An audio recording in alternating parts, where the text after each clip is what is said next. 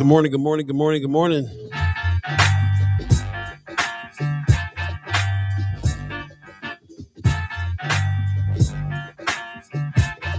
Monday, June 13th, 2022.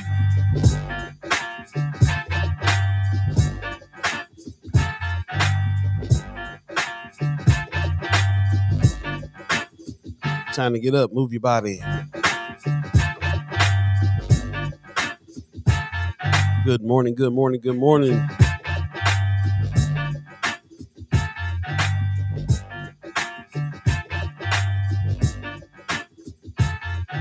There we go.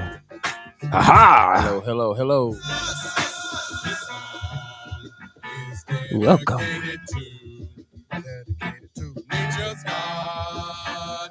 Good morning, good morning, good morning. The show is dedicated to you, the chat chimers. Hey. Hey, hey, hey. Aha! What's going on, ladies and gentlemen? Good morning, good morning, good morning. It is Monday, June 13th, 2022. Latest edition of First Sky Omaha in the morning. In the morning. Paul B, Buddi3 Da Gawd, Star Trek Rich, all of you. This is First Sky Omaha Radio. Shout out to the 630 crew over there checking us out. Thank you. Let us know how the mix was this morning, and thanks for tuning in, chiming into the chat. We already got Pops. Good morning, Paul B, Buddi3 Da Gawd, Star Trek Rich, and the First Sky fam. We're back at Monday again. Yeah, man. Definitely feeling like Monday. Judy Princess says, morning, fam. Good morning to you as well. Appreciate you. Wanda Lewis says, good morning. Good morning to you, too. Michelle Moreno says, good morning. How you doing this morning? Thanks for everybody that's getting up so early in the morning. Really, really appreciate it. Brooke Allen gives us a good morning. What's happening? What's happening? What's happening? Yes, it is Monday, June 13th. Man. Already, man. Middle of June. And we're looking forward to 103-degree weather today in Omaha, Nebraska. Really?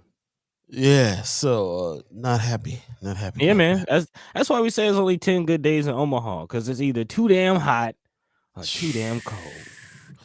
Ridiculous. 103. It was ridiculous. It's still dark outside when I got up and came through this morning. It was like 90 degrees already. Man, it's crazy. Man, Rose Review says, don't you stop it, don't stop the music. You must really got the jams on in the morning when you're driving. Hey, that's the way to do it though. You hitting the road in the morning, doing them jams, kind of get your morning going on the right foot. So true. Mark Manor gives us a good morning, ready for October. Man. Okay, what happens in October? What's that about? All I know is all I can think of right now is it's not going to be no 103-degree weather in October. Yeah, but you might get some snow, you know. Man, that's real. Yeah.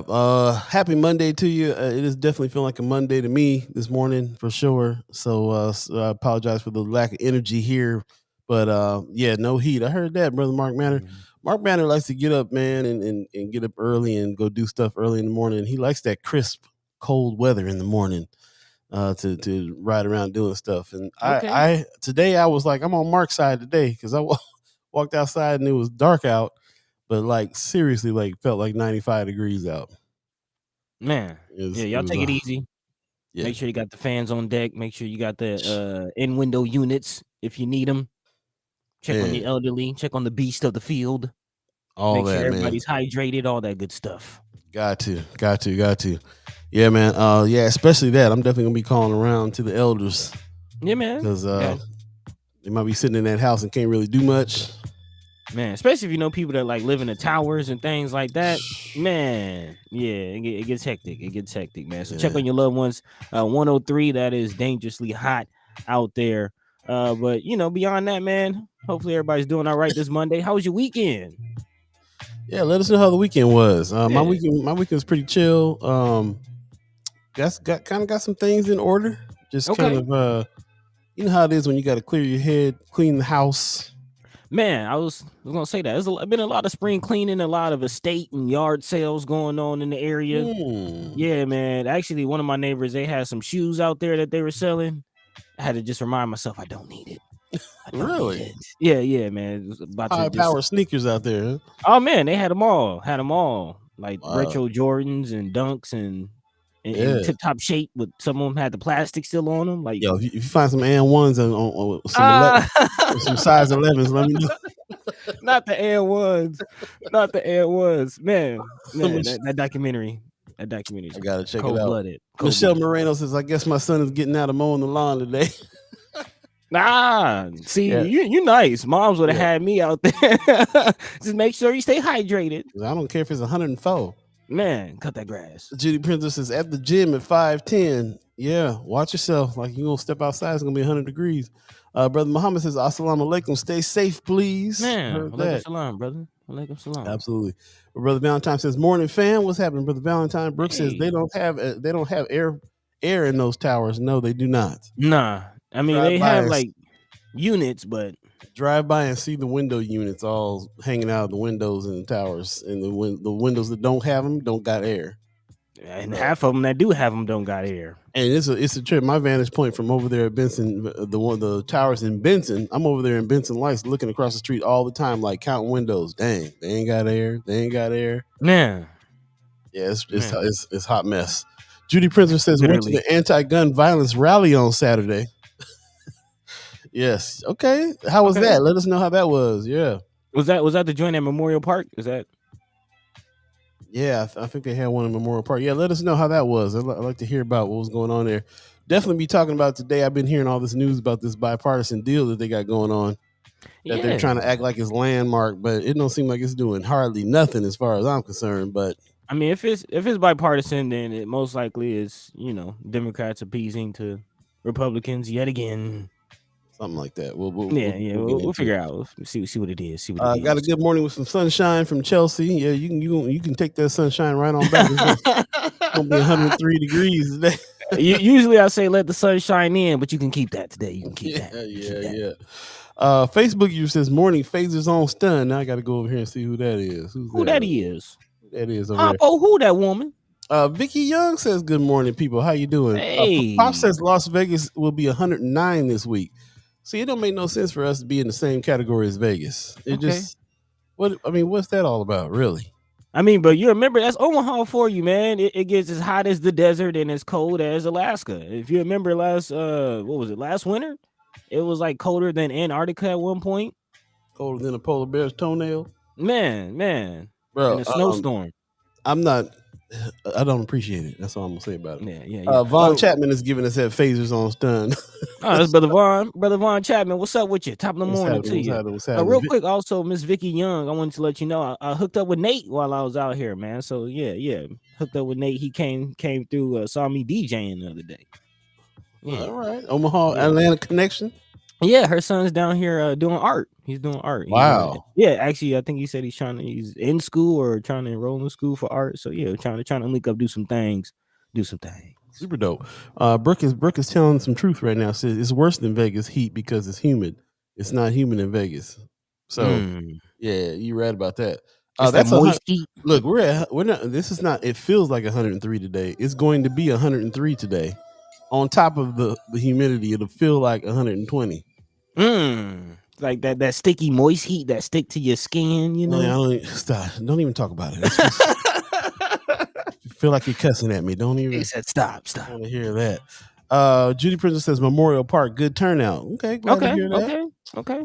Michelle Moreno says, "What's everyone doing this coming weekend?" That's a good question. Yeah. Let us know. We'll be talking about it and building the haps up all week. A lot going on. Juneteenth weekend. Big time.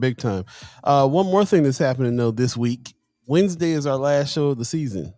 Ooh, hate to break it to you. I'm talking about in 2 days. Yep, last day of the season. So we'll be broadcasting live from the void, and that'll be it. That'll be it for until July. No, I forgot the date. I had it. Third Monday. No, it's what is that? Okay, I'm gonna look right now. Now I'm mad at myself for forgetting. Third Monday. Is it? Yeah. The 18th. Oh, 18th. Yeah, you're right. That's the third Monday? Yeah. Okay, I didn't know. Okay, that's what's up. All right, so so we got about 4 weeks off. We probably will be having a rap party in between there though, and some other stuff that we're gonna be doing in between there too. But yes, we are taking a break from the show. Wednesday will be the last show of season 3. Then we'll be starting season 4 up. Man, just to hear it. 4 seasons. 4 seasons. Already. Yep. Judy Princess says, so sad. Yeah, I'm sorry about that. We got to do it though. It's going down. Looks like, well, who's this? Von Chapman in the chat here. Let's see. Omaha at 103 is the only place you can drown in your own sweat. Speaking of that, we'll be talking about flooding coming up a little later. Got a story on flooding that we like to go over. You better pay attention to it now. Yeah, man. We're gonna be drowning in more than sweat. I don't know, Pops. How could another season go by so quickly? It's a good question. We told you, time is speeding up, man. It's an illusion. There is no time.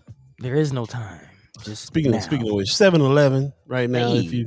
If you do believe in the concept of time, and once again, just want to thank everybody for joining us this early in the morning. If you're on Facebook, do us a favor and share the show on your page so we can get as many people talking about it. If you're on YouTube, appreciate that. Trying to build up the YouTube algorithm as well. So like and subscribe and share and do all that stuff over there too, if you will. And we're also on Twitter. By the way, if you guys are any Twitter fan, I know that we got maybe 10 people on Twitter checking it out on any given time, or going back to check it out maybe. So yeah, if you're on Twitter, if that's your medium of choice, we do stay over there since we're kind of news based. That's what this is all about. Speaking of news based, we got some news folks coming in today, some special guests in the house, which I'm very, very much looking forward to. We're finally getting Lynn Sanchez on. Man, it's been we've been trying. It's almost like we had to twist the arm, and Yeah, man, and she's going to be bringing on a special guest from the Documenters program, which is something that we've been associated with and haven't really talked too much about. Max Resnik is coming on with Lynn Sanchez today from the Reader and from the Documenters program. So that should be super, super cool. Also from Flatwater Free Press, Matt Wynn's going to come in and talk about this academy that is springing up here, this journalism academy that everybody's talking about. So it should be some good conversations going on today about what's going on in Omaha with journalism and jobs coming up and everything. I'm talking about jobs in journalism, getting paid for journalism, and all kinds of stuff. So yeah, it's going down. It's going down for sure. Let's see. Wanda Lewis says a town hall meeting with Senator Terrell McKinney on Thursday at the Malcolm X Memorial Center from 6 to 8 p.m. We're definitely going to be talking about that and talking about it, leaving it in the HAPs too. So appreciate you talking about it a little bit early so that we can really kind of get in our heads to go ahead and check it out. Senator Terrell McKinney, put some respect on his name. I really appreciate that cat and all the work that he does for real. William King says 5th annual Blues, Soul, and Barbecue Father's Day Festival, a celebration of fatherhood. Brother King in the house. What's happening, man? Boston with the King. He always does some good stuff for Father's Day, which I find is kind of like the only stuff going around for Father's Day. A lot of times is what Brother King's doing he does it on a big scale. So appreciate him honoring the fathers that way and all that good stuff. That's what's up. Todd Pinson says morning love first, Sky. Appreciate you. Appreciate everybody that's jumped in, man. That's what's happening. So good morning. I guess the morning is brightening up a little bit, even though it's a Monday. A little bit. I don't know if y'all well rested after last night or what's going on, but a lot of chat's going off to be top of the morning. Only about 15 minutes into the hour. So yeah, definitely appreciate everybody tuned in already. Hopefully y'all stay tuned throughout the show because as always, we're live for the next 2 hours and let Pops tell it, man, it's gonna go by very quickly. So definitely tune in, lock in with us. We have a lot to discuss. As Paul mentioned, we will be meeting up with a couple of our partners from some of our local media outlets. We're also discussing some of the things that's coming out in our mainstream local and national outlets. Definitely going to talk about this Nox-Crete chemical fire that took place, some of the chemicals that are being put out in the atmosphere now finally being disclosed so the community can know exactly what they're breathing in. Yeah, we'll talk about that. Also, public discussion happening around new floods, or not necessarily new floods, but new flood maps. And this is something, man, I always enjoy when something that I've been talking about and screaming about it, and I don't really hear people talk about it. And then finally, there's a news story about it. I always enjoy that, man. I don't know if y'all been paying attention, but I've been talking about flood mitigation for some time now, especially with the $300 million new park that they just built downtown. Yeah. It'd be a shame if that just got washed away, wouldn't it? Yeah. We'll definitely talk about that. Also, Paul mentioned bipartisan gun bill. In light of everything that's been happening, we'll definitely have to dive into that. And speaking of gun bills, 30 plus white supremacists were just arrested at a pride rally. So we were going to talk about that, man. We definitely got to talk about that because again, there's a racial charge behind a lot of this activity going on. You can say that again. Man. So, we're going to talk about all that and more. As always, if there's anything on your hearts, your minds, anything happening in your world that we're not discussing, we're not touching on, and you're like, hey, y'all missed this one, let us know. We'll dive into it. Again, this is a community conversation, group storytelling. We're here for the next 2 hours. Paul B, Buddi3 Da Gawd, Star Trek Rich, the squad, all of you. Let's go. Let's do it.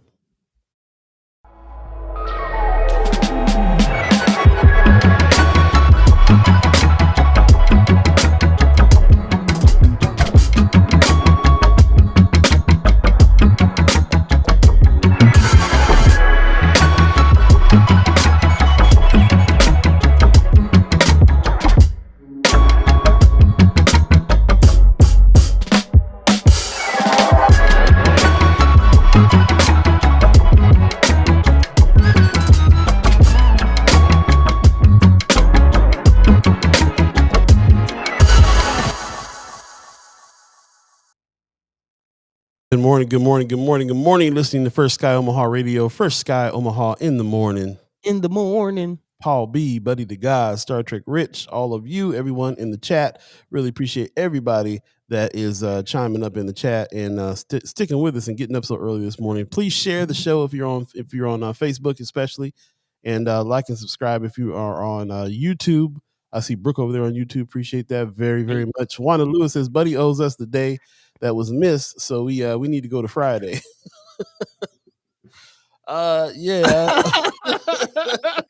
She's got a point. She called you out. She has a point. She does have a point. Well, we'll have to talk about it. We'll see what's up. Hey, they want an encore. Oh man. Yeah, we'll have to talk about it. One of the reasons why we break is because this is the kind of the time of the year that Weberized breaks as well. So, yep. I don't know how many shows from the void we're gonna be doing, but we'll see what's happening. We'll talk about it. Yeah. They always holding us to it, man. That's what you get, buddy. Yeah. I like I said, I can't be mad. They sure try to blame it on me too. So, it was your birthday. I knew you wasn't gonna get up. Yeah, Paul's too turned. Paul, I was here. It was me, man. It was me. Yeah, man. Paul, let him know, like it's me. Paul say he had to cut the session short with Terrence Martin, man. Paul was in the studio with Terrence Martin, had to cut it short for the show. Yeah, and I didn't show up, man. That's what it is. I just got it in my. I just got this. Both of us really. We're dedicated to the show, and it's in our heads now that no matter what, there's been a whole bunch of nights I went to sleep at 4 and got up at 5 and came and did the show because once you get it in your in your world, then it is what it is. It's built on all of our consistencies. So the fact that we get up and do this, the fact that Star Trek Rich is always here when I get here, man, even though days when he's sick, man, even when he ain't feeling well, and the fact that the chat chimers get up with us every time, it's almost like we all owe each other to be here. So and that makes a big difference in motivation for me. It makes a big difference. So when I say I appreciate everybody getting up early, I really, really appreciate it. Because I'll be salty if I get up at 5 a.m. to do something and ain't nobody here. I'll be like, you know what? Facts. Like I felt bad, y'all. So I'm kind of. You got a point, Sister Lewis. You got a point.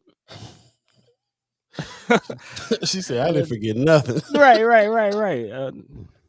You got me. You got me. You got me. That's all I can say, man. So in the She meantime, in keeping between time. keeping tabs, boys. Right. Coming with receipts. But we love it. Keep us honest. Keep us honest. We love it. That's the type of audience that we want. And that's why we call y'all our co-hosts. We appreciate y'all, man. So yeah, let's go ahead and get this thing rolling. And we do have several guests and a lot of stories to dive into. And as always, feel free to chime into the chat. Let your mind be free. Let your voice be heard. Of course, tell a friend what we got goings-ons so they can join. But in the meantime, in between time, let's go ahead and dive into it, kicking things off in our own backyard with this Nox-Crete situation, man, and just making sure that the people aren't being poisoned, sickened, and all that good stuff. Yeah.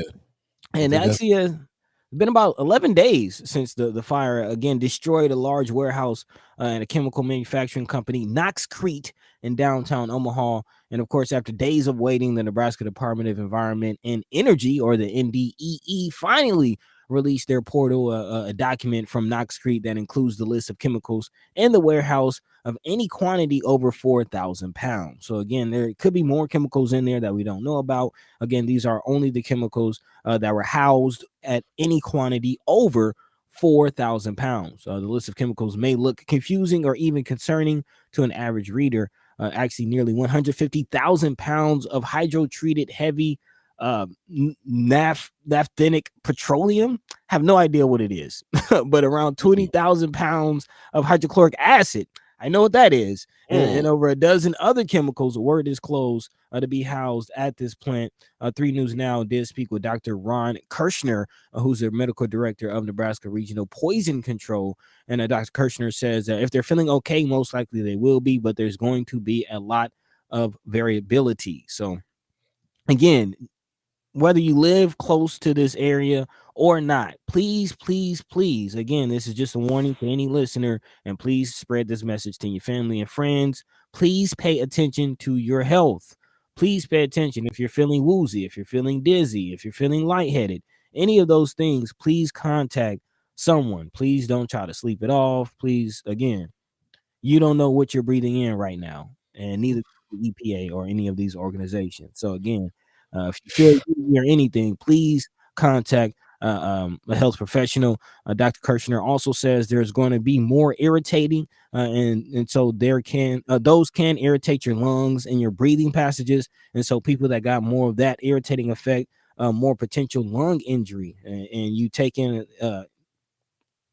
consideration with that, people who dealt with COVID.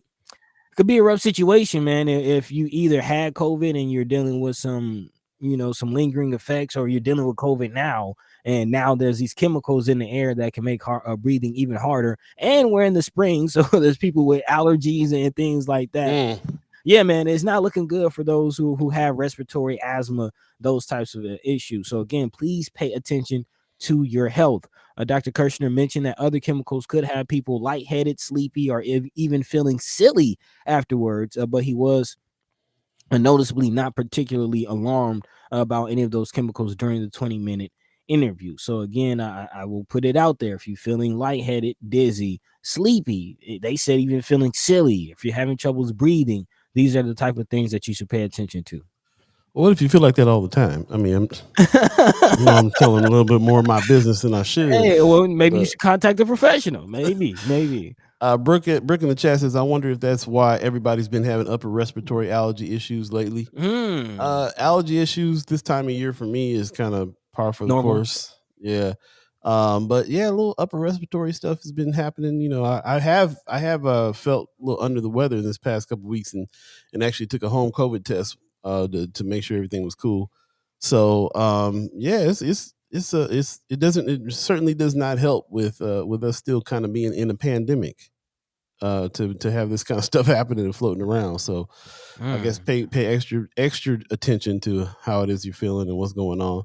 And I wonder if this is going to wind up a lawsuit. It's going to be a commercial on, like, if you breathed in some toxic air from 2022, you may be man. And I think this is Brother Von Chapman in the chat to say the exact same thing. Litigation. That's his favorite word, litigation.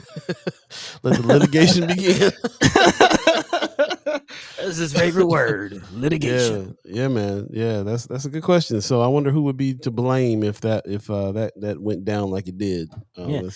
And this final paragraph in this article is kind of interesting, man. It kind of goes into the mentality of what we've been saying about what it means to be a journalist. And as we get deeper into this game of kind of covering what's happening in the community and really talking about the goings-ons, you really know the dangers of being a journalist. It says journalists who provided news coverage of the fire for Channel 3, they all reported feeling extremely thirsty for multiple days after this, to which Dr. Kirshner said it makes sense as people may have inhaled acids.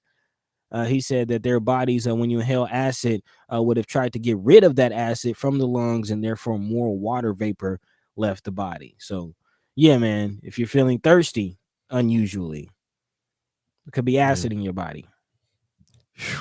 Yeah, man, that's gonna be off the hook.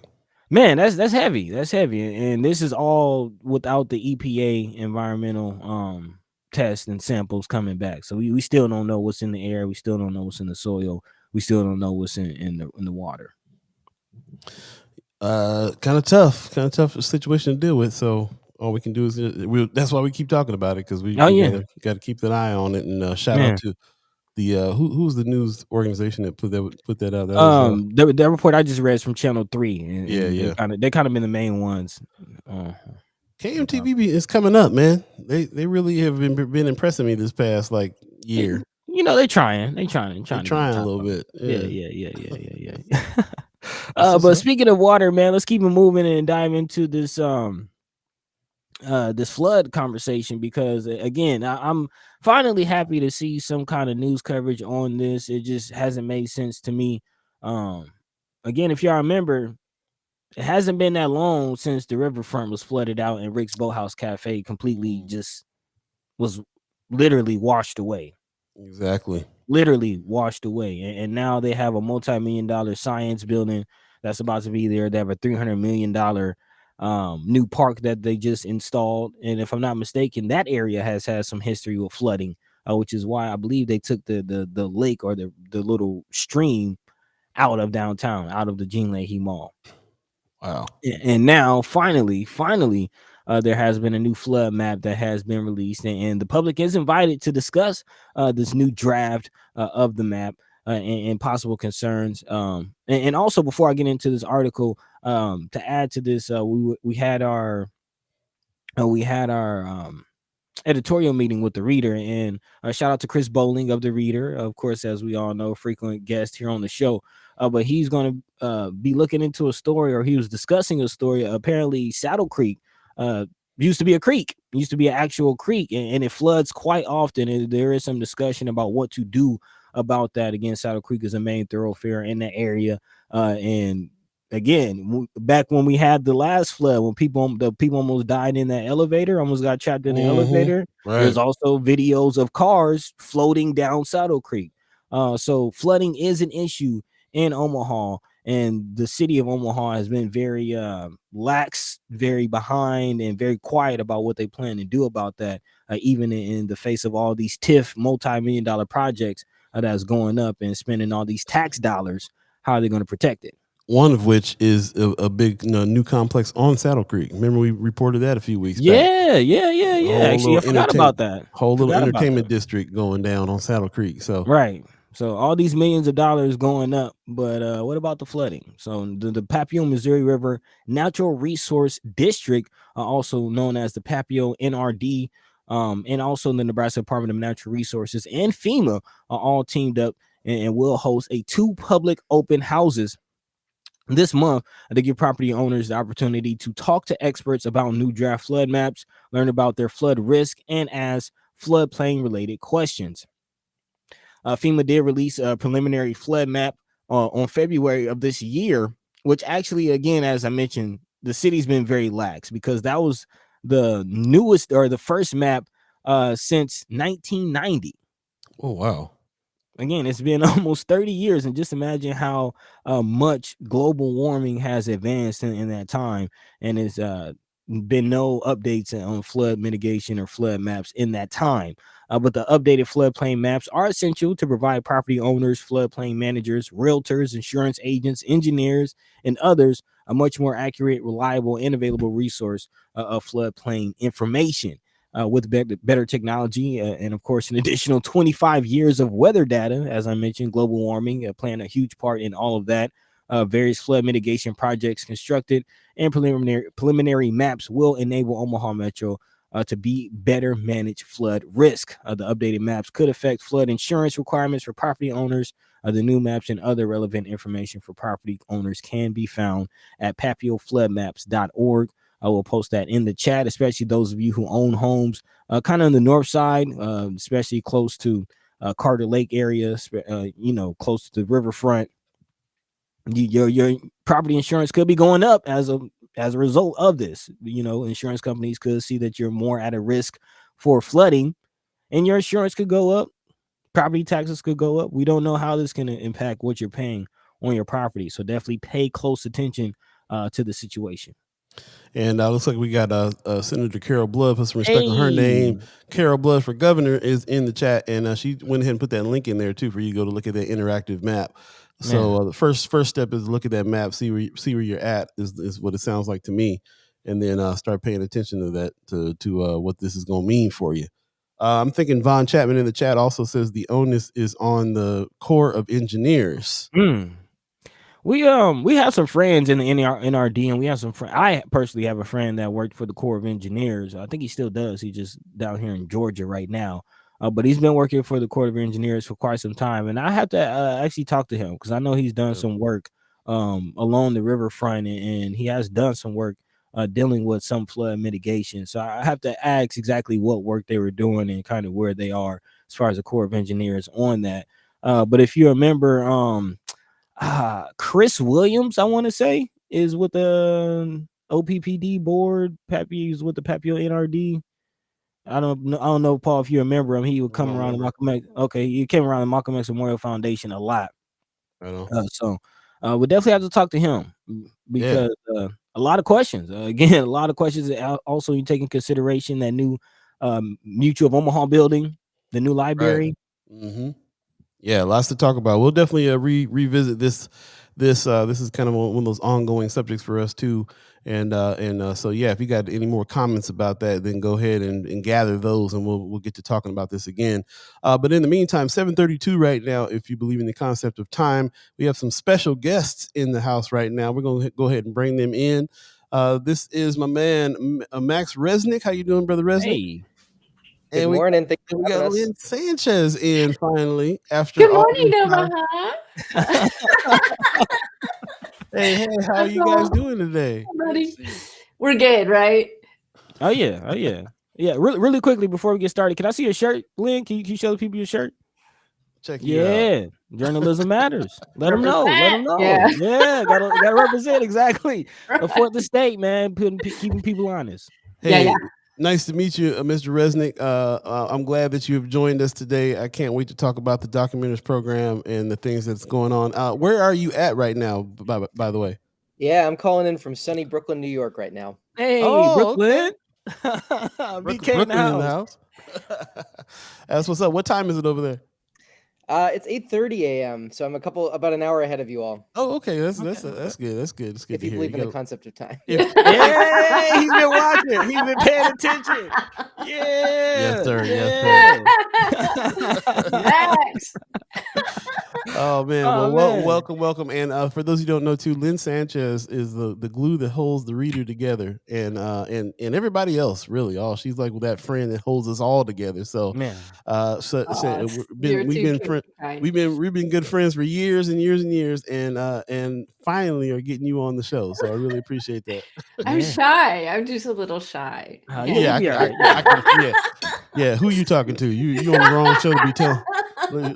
I'm here now, so don't be telling no lies. All right. Okay. I'm not shy. I don't know. I just really want to talk about the Documenters because it's such a cool program, and I really want people to know about it. Well, why don't you go ahead and introduce the story here and Mr. Resnik, and let us know a little bit, Lynn, about what you want to. All right. Well, I'll try and keep it succinct. The Documenters program was originally started from City Bureau, which is in Chicago, and the concept is that the news is suffering a big loss of people because of many reasons. You guys talk about it all the time, but like as journalists leave the field or papers close down, there is not coverage of essential public meetings, civic, very important information that sorry, I'm getting a little bit like ahead of myself. There's a lot of meetings that aren't being covered anymore. So city council, planning board, HR, whatever. And so the documenters trains citizens to go to these meetings, take notes, and then it goes into like a kind of a shared drive where journalists that might not be covering that beat can go back and find these notes. And that's essentially what it is. It's like the notes are publicly available for journalists that will then write up the story. But the documenters are like an integral part of the process where they are actually boots on the ground, butts in the seats at these meetings, taking notes. And it helps improve accountability. It improves media literacy. We're asking questions like, how are my tax dollars being spent?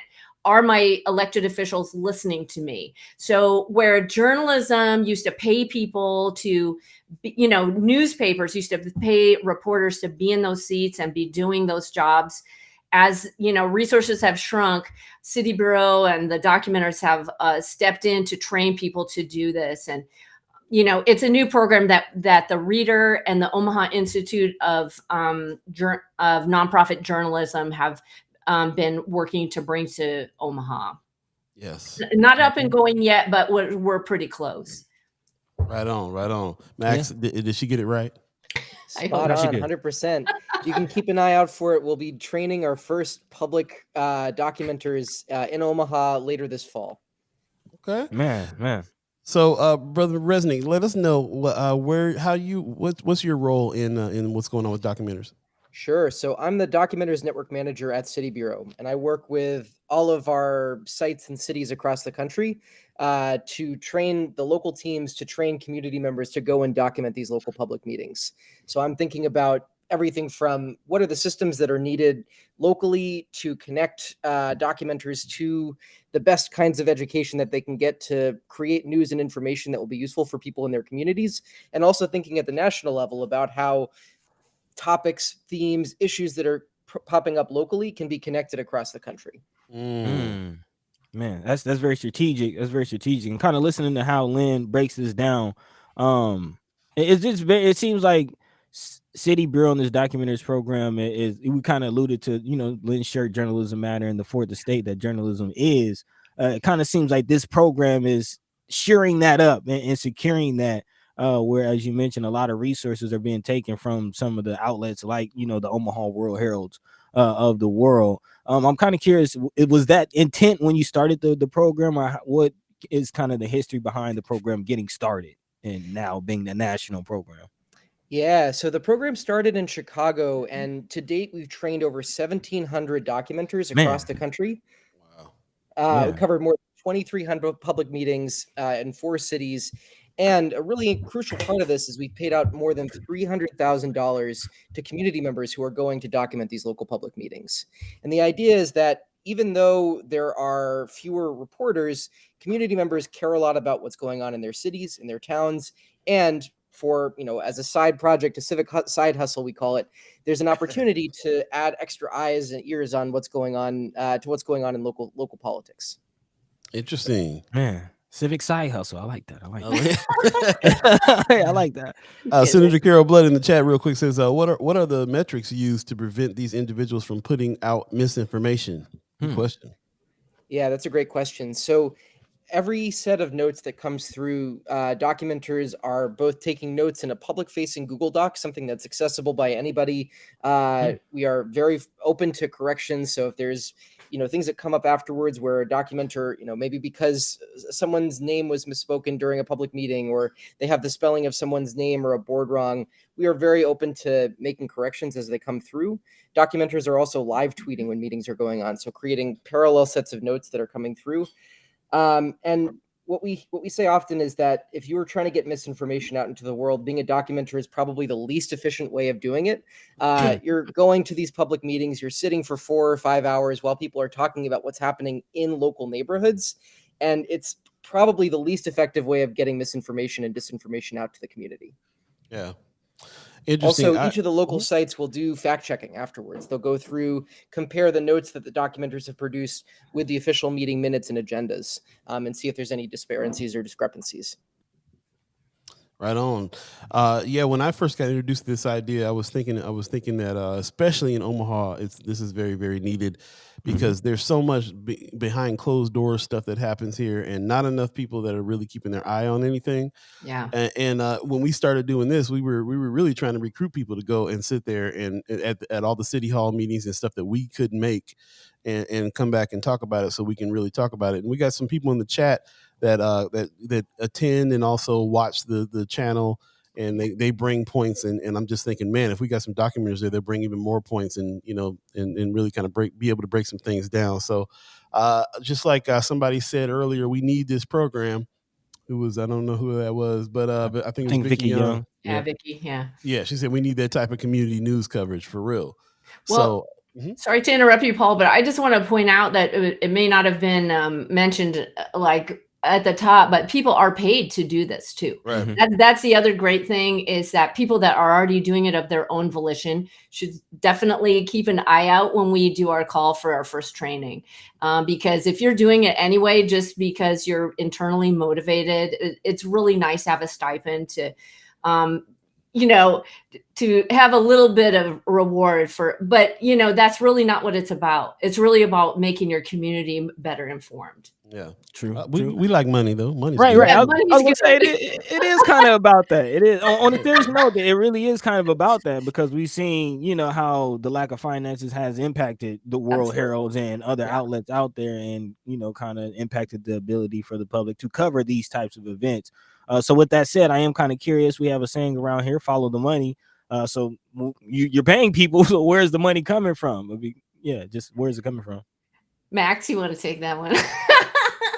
Yeah, there are several local foundations that are supporting the launch of Omaha Documenters. Okay. Nice.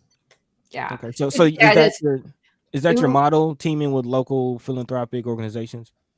Exactly. We have funding on the national level from a couple of different sources. There's philanthropy, there's some contract work, but each of the local sites hires local staff, which is one of the reasons we're here today, I think, to talk about some exciting job opportunities, but also make sure that there is local funding going back into the creation and support of local news and information. Okay.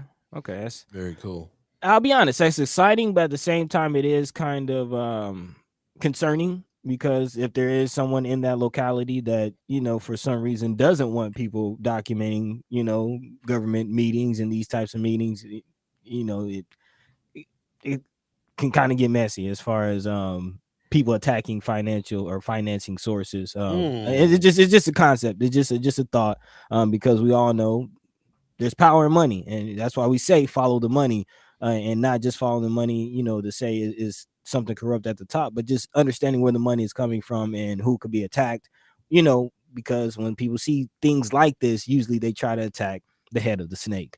If there's no money, then less documenters. Okay, I just wanted to know, put that out there. And it's nice that, something like this is coming to Omaha, which means that there's people in Omaha that want to see this. So hopefully we can keep it. So let me ask, how many documenters are we looking for? What kind of deep pockets you got there, brother Max? You did mention job opportunities. Yeah, What's out there?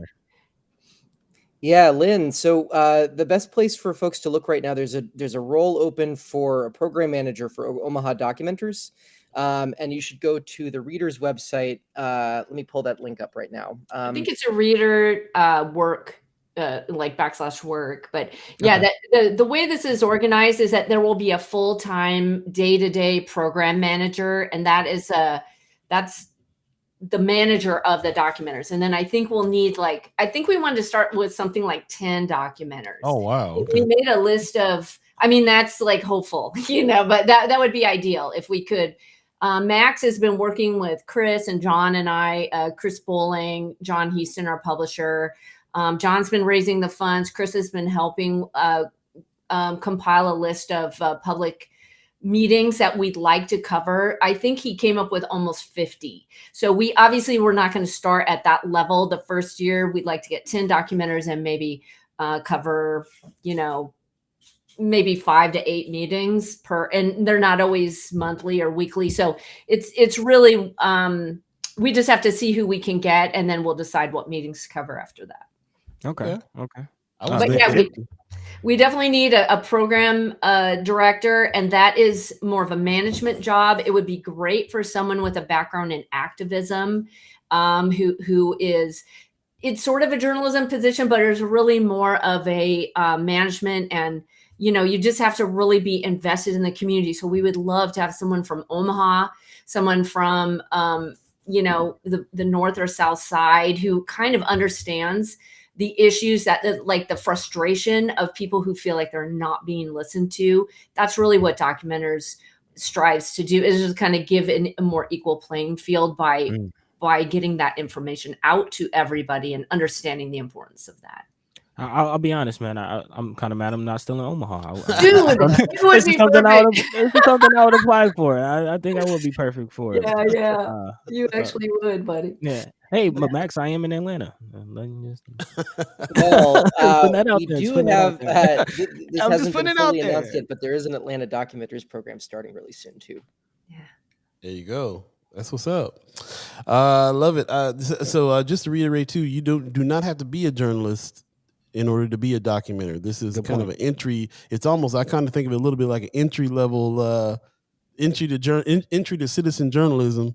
Yes. Yeah. Okay. So that's a good thing to know. And really, like, just to kind of think about what the job is, you're really sitting there live tweeting, recording, pretty much shorthand every word that's being said at this thing, so that we can have it on record for any other journalist that wants to come and use exactly what was said at these meetings.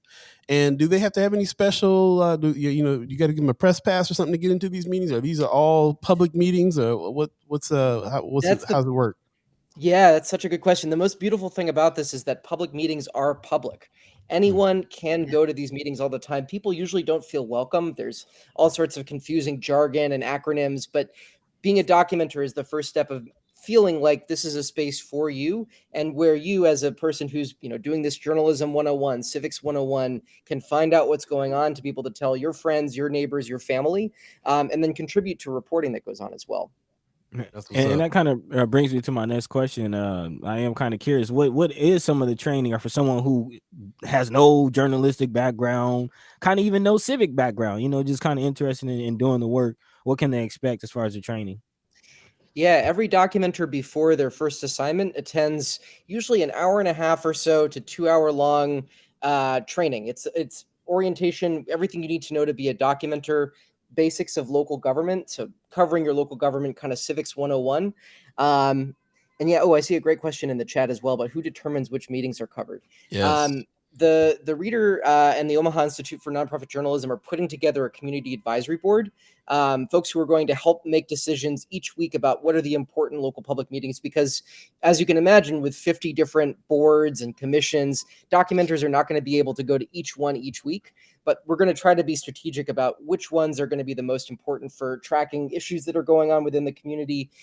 We also hear from documenters when they participate in the community, in the community of documenters, in the community of practice, help share and identify which are the meetings that even the reporting staff might not think of as being the most important each week. Right.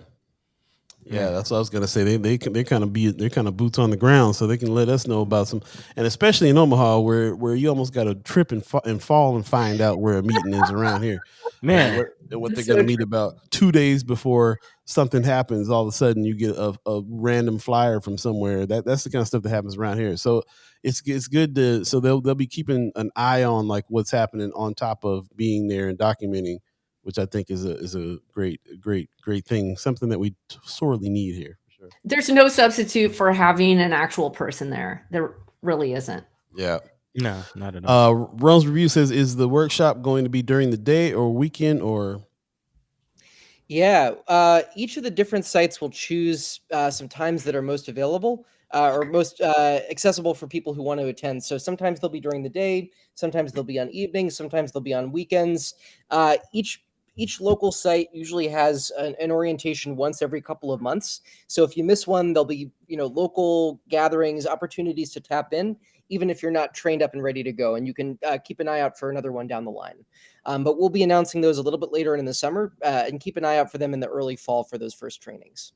Oh, okay. So this is going to pick up in the fall mostly. Yeah. Okay. So and then one more question I have about this: what is the pay for documenters? I gotta ask. I think it's $15 an hour. Is that right, Max? Yeah, each of the sites is somewhere between $15 and $20 an hour, and I think Omaha is going to be in the $15-16 an hour range. Not bad at all. I mean, it's no, it's just it might give you more purpose and more kind of investment than just like any part-time job, but it's definitely much needed. So like if we can get like some money, that's fantastic. Well, that's what my thought. I think that a lot of people aren't doing this because you got to get because of your time. You got to spend your time working and doing something, especially now. So this is great that there's some money behind this that you can actually get your time paid for is what this is all about. That's the only when we talk about time, that's the only concept we believe in there is getting your time paid for. So right. Kimber Snipes says DeJuan Lamont Hayes, he was a person that was on my mind too, that was like, he'd be perfect for this right here, So he's been into this for a while. I mean, he was the one who told me about it, honestly. He was a workshop or something, but he would be great. He anybody with an interest in like having the city run better, this is what Documenters is about. Yeah. People that are there already anyway, especially. I actually kind of take me to my last real question as far as the impact that you've seen. Again, I know that the Documenters is in other networks and in other areas. What impact have you seen once the Documenters program gets up and running in the locations? Yeah, I love that question. We look at impact at City Bureau in a couple of different areas. One is just, how are people better able to navigate and understand what's going on in local city government? A great example, Sam Jordan, a documenter in Chicago, had attended a local public meeting where they were talking about grants and opportunities to do projects in your neighborhood. And, after documenting that meeting, she applied for the grant and received $1.5 million to build out a community center space, a community garden space in her neighborhood. So that's money coming from the city to community members through that process. That's a great example. We have documenters who go on to run for local public office. We have a lot of examples of public meetings which are go into closed session and have those conversations behind closed doors, like you mentioned. And documenters will, because they understand when public meetings should and shouldn't be open to the public, have written to the state and said, look, this agency is going into closed session when they shouldn't be. And the state has written letters back to that local agency or board and said, look, you have to keep this open. What you're doing is breaking the law. You're breaking the laws of transparency. You have to make this information accessible. So it's everything from, transparency, there's accountability, there's documenters who are turning their experience into job applications and going on to become reporters or using that experience to further their own careers. Yeah, man, that's beautiful. That's beautiful. It definitely sounds like that could be a launching pad for a lot of different things. And I'll say this, and this is my final thought on it. I feel like the city, not just as far as serving the purpose of keeping elected officials accountable, but I feel like this is something the city should buy into because it sounds like it'll help them pass out information. We talk about with all this COVID money that's going out, a lot of families aren't getting the COVID money because they don't know how, because they don't know the information that's being, put out. And if documenters are there to get that information and then to pass it along, it seems like the information ecosystem will be a lot better for everyone. You're so right. And that's one of our ongoing frustrations, having such a small staff at the Reader. We only have 7 full-time people, and out of that, only like 4 of them are actually journalists. And so, we see things like peripherally and think we'd really love to dig into that more. Well, if we had a documenter who we could send, or several, to some of these meetings, that would be a game changer, honestly. So true. Yeah. So true. I'm excited. We're very excited about this. Gonna let you get out of here before we go. Kimmer Snipes is chiming in the chat a lot. She said this would be great for neighborhood association folks too. A young person then they can also bring info to the neighborhoods, and they are getting paid while also increasing civic engagement. I mean, these are all the points for this program. We've been following things that City Bureau has been doing for a while now, and that's that we definitely going to consider City Bureau a partner of ours, and really appreciate the way that you guys have done things over there, especially with this documenters program. So appreciate you showing up today and coming through and talking about this, and we will definitely be she says it in the chat too. We always talking about what the city should be doing. Okay, well, now we can put you guys are putting money where the mouth is on this one, and we can get some people out there and really kind of enhance this conversation that we're having. So really appreciate you guys coming. Thank you very much, Lynn. I'm so happy that you finally got on the show. Yeah, you did great. You did great. Thank you. You guys are doing the work, so I would just show up once, and it's nice to be here. I really appreciate having the opportunity to talk about this. Thanks for coming. Also, nice meeting you, Max. Thank you. Thank you for coming. Thanks for having us. Again, check out thereader.com/jobs to find that program manager role, and we'll be back in a couple of months with some opportunities to get signed up and trained as a documenter. Yeah, we'll be happy to come back and talk about that. Of course. Sounds good. Thanks a lot, guys. You guys have a good one. Bye. Peace. All right. Man, that was good. I'm happy to hear that. We've been looking for some things like that. We've been needing some things like that. So I'm very happy to hear that there's going to be some money involved in some of this civic engagement. That's what it's all about. Let's take a quick break. Man. We got another special guest in the house already. So hold tight. We'll be right back. You're listening to First Sky Omaha Radio. First Sky Omaha in the morning. Paul B, Buddi3 Da Gawd, Star Trek Rich. Stay tuned, y'all.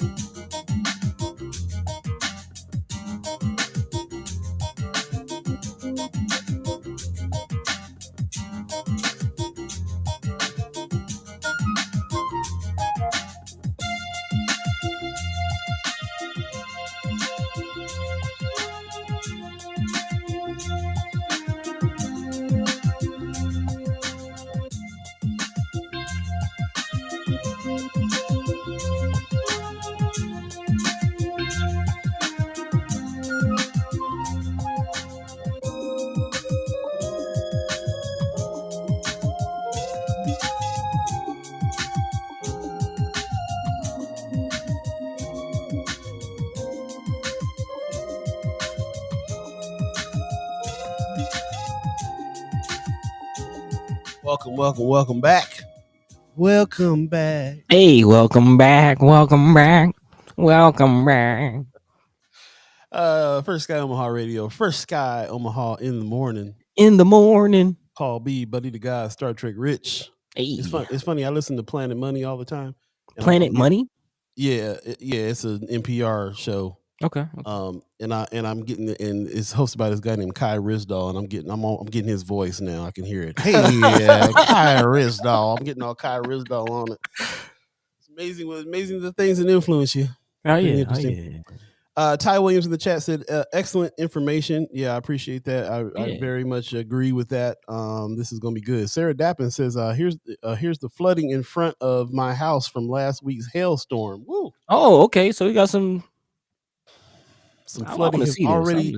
Yeah, man. Click on that so we can take a look at that. That's interesting. Oh, is that a car floating away? Is that a car? Wait, I gotta see it now. Let me see if I. Hold on. Okay. Oh wait. Can I share my screen? Can I? Yeah, share your screen. Share your screen. Yeah. I got I got that gigabit now. Well, gigabit on giga. Yeah. All right, can y'all see this? Wait, I'm not seeing it. What am I seeing here? Bipartisan group. You got the wrong screen. Wrong screen, y'all. I'm sharing the article. I'm looking at. She said, "Sure is a car floating." So you had that kind of flooding at your spot. Yeah, you still got the wrong screen. There you go. I can see it now. Check this out, y'all. What? That's what I'm talking about. This is the street. Look. What? This is the street.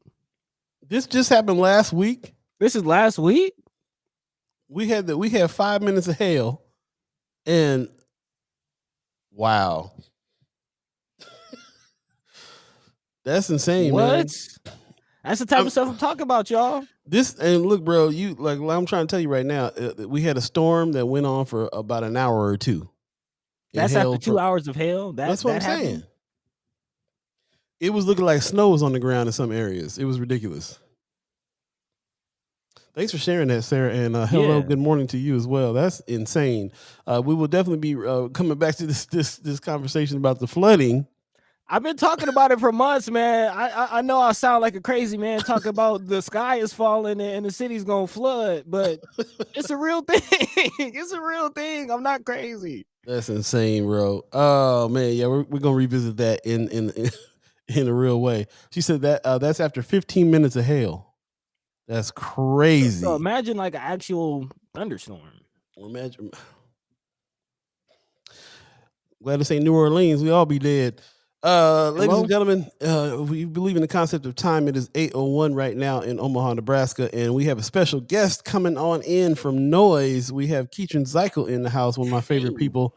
How are you doing this morning? I'm okay. How are you? Good. Thanks for coming in on such short notice as well, too. So appreciate. Oh, you're welcome. Yeah. So welcome back. Good to see you. Noise is doing big things. First of all, how are you? How's your week been? Did you float away anywhere from the flood? I moved this month, so okay. we're still getting settled into the new house, and the house came with feral kittens. Like that big. Wow. So, little babies. Yeah, babies. Still 4-week-old. So they're a lot to take care of. My housemate does more of it than I do, and I'm dog sitting for Miles, our boss. Oh, okay. Okay. Looks like Animal House over there. Yeah, it's Animal House. I've been chauffeuring. I have been chauffeuring Blanco all over town. Right on. Okay, all right. Mm-hmm. What else is going on in your world? Any? Have you been finding people to write? That's the big question with you.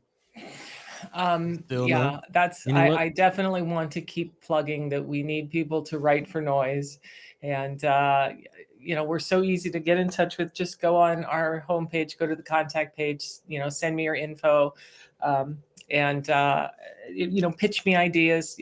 My email is kitron@noiseomaha.com, KIETRYN@noiseomaha.com. And yes, we're always looking for people to write for us because like I said, we want to be a community journalism project. Whereas the Reader, they have people on staff and they report for America, I think, to fund some of their journalists. And Flatwater Free Press has, 4 people who write for them. And then they have some freelancers, but they have a staff of 4. But, we're a little bit different. We really want this to be a community journalism project where the, people write, and I'll help you. We have a regular contributor and, I have to edit his stuff and then teach him, here's what you should have done. I think sometimes it gets a little old. So you have to have some backbone. Writing is hard. It's not easy. A first draft is not a final draft. And so the hardest part of writing is rewriting and revisions, Yeah. So as long as people have patience, I'm just trying to teach you how to make your writing better. Yeah, well, that's it's great that you're doing that. It's great that your piece was very good on Michelle, and I do apologize to you, but it just wound up happening. Boom, that Verbal Gumbo was coming up, so it was like the original deadline we talked about. I was like, oh my God, I've got Michelle back to back. So we are going to do the Michelle piece, but we just don't want to do it like right away. But that gives you time to get more photos. Okay, you need more photos. Okay. Because we didn't get any photos from you yet. Yeah, I sent a couple over already. I didn't get them, Paul. I never got any. It's okay. We'll get some. But I've been waiting for the feedback though. I've been waiting for the. Your writing was great, but now that we have more time, because here's how it is. If an article comes in and I know I've got to get it up, I'm not going to give you a bunch of stuff. I'm not going to give you a bunch of asks. We'll just go with what you've got. But now that we have some time, I'll take a look at the article again and we'll see, other little bits and pieces. Because if she was born in San Francisco, Michelle, that's cool. I didn't, let's explore that, and then how did she come to Omaha? Like, does she have family here? And so they came back to Omaha. So that's a really fun story to get into. Like, because there are people who are from here and have been here 5 generations. Right. And then there are people who wind up here and they can't get out,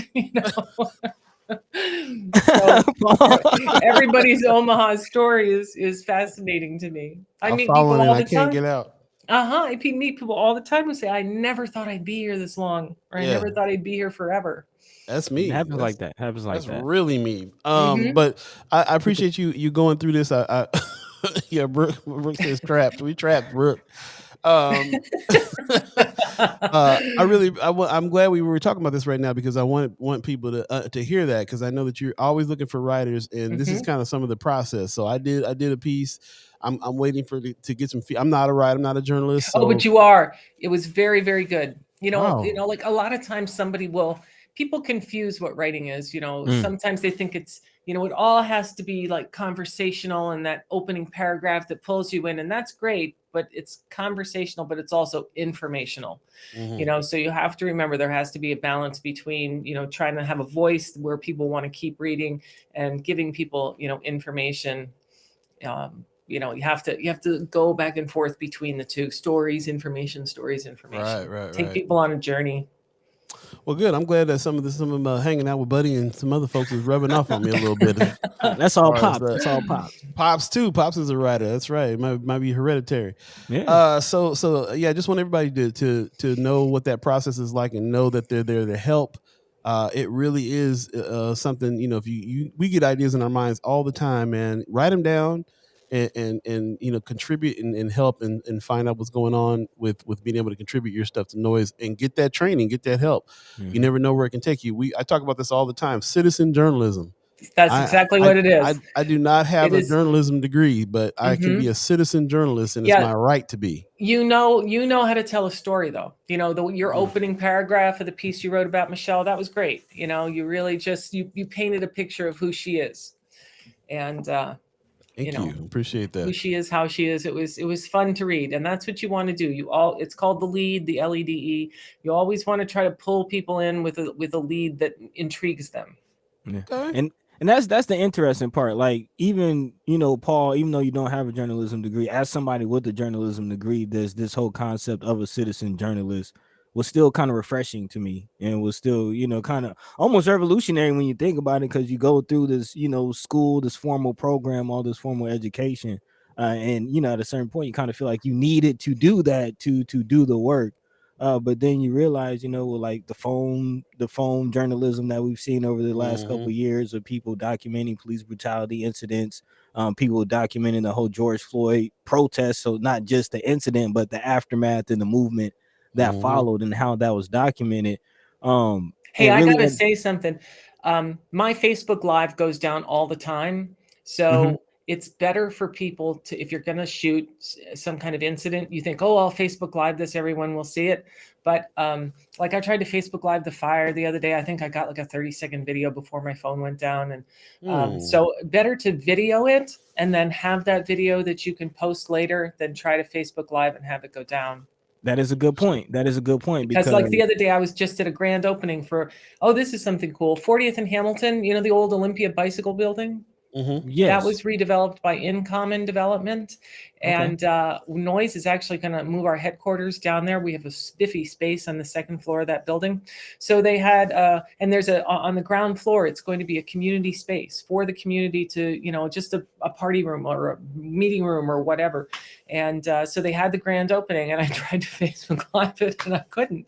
So I just shot some video. But, that's North Omaha, 40th and Hamilton. That's kind of like the western, stretch of North Omaha. But it's Walnut Hill Community Center. It's really beautiful. I mean, he's just done such a beautiful job with the building so far. He's got some work left to do, floors and what have you. But can't wait to check it out. You should definitely check it out. And go on our website. You can see it, because I there's like a 7-minute video that I shot, and then I posted it later. So if you go on Noise and go in the video section, you can look at the grand opening, the crowd that was there, and then I took people on a little tour of the inside and the backyard and everything. So.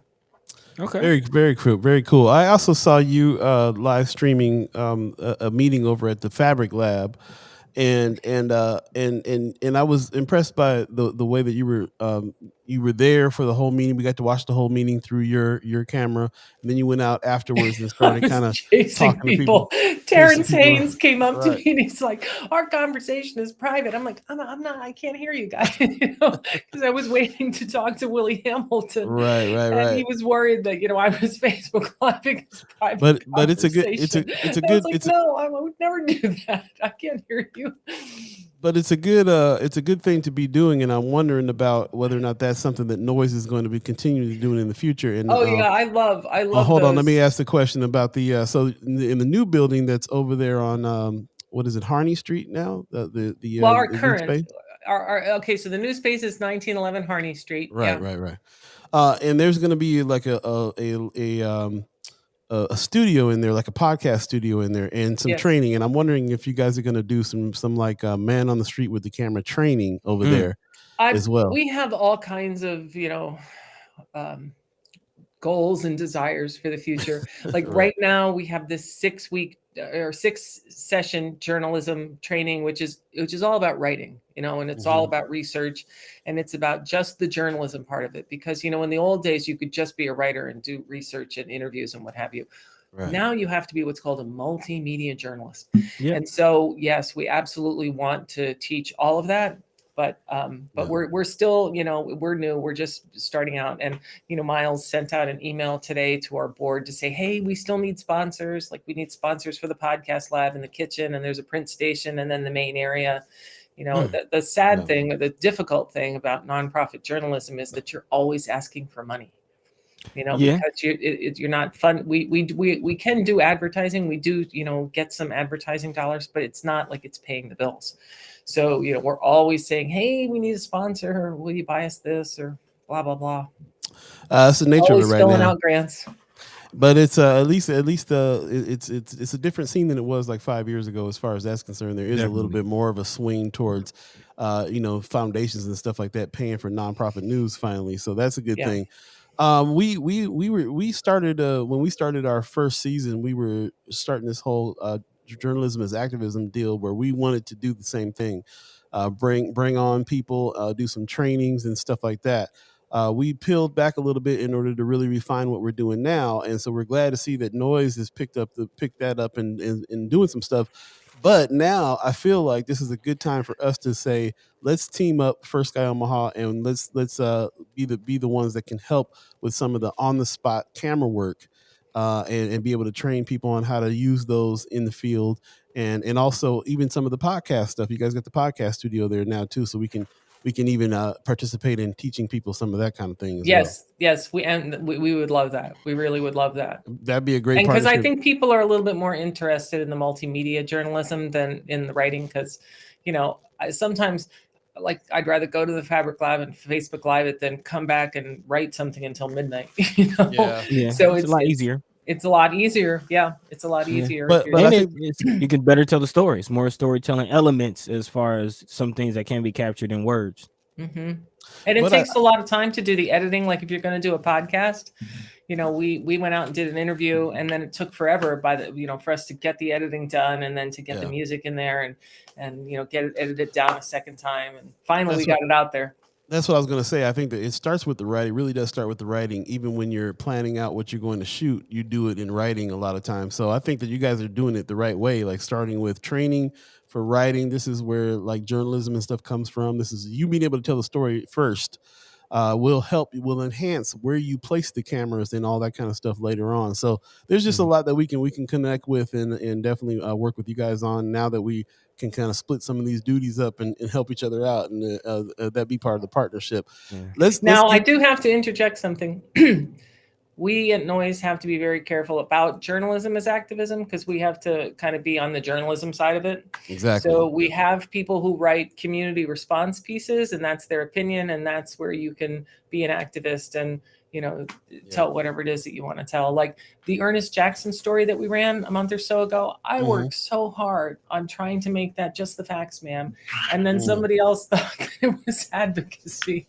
And I was like, man, I can't win. I tried so hard. hard to just I just grounded down to what are the facts of this thing.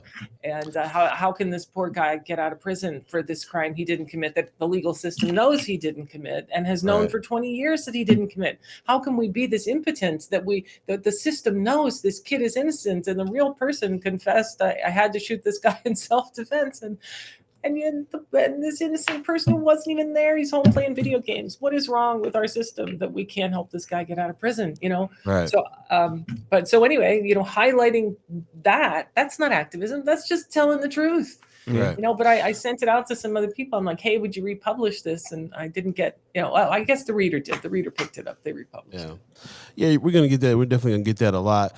And this kind of leads into what we got limited time here. We definitely got another guest coming on in a little bit, but we wanted to bring you on because we wanted to talk about this first part of the training that you guys are offering that is along the lines of that hard news, unbiased journalism that you guys that Noise is saying this is what Noise is going to be. This is going to be community journalism, but it's actual journalism. It's not.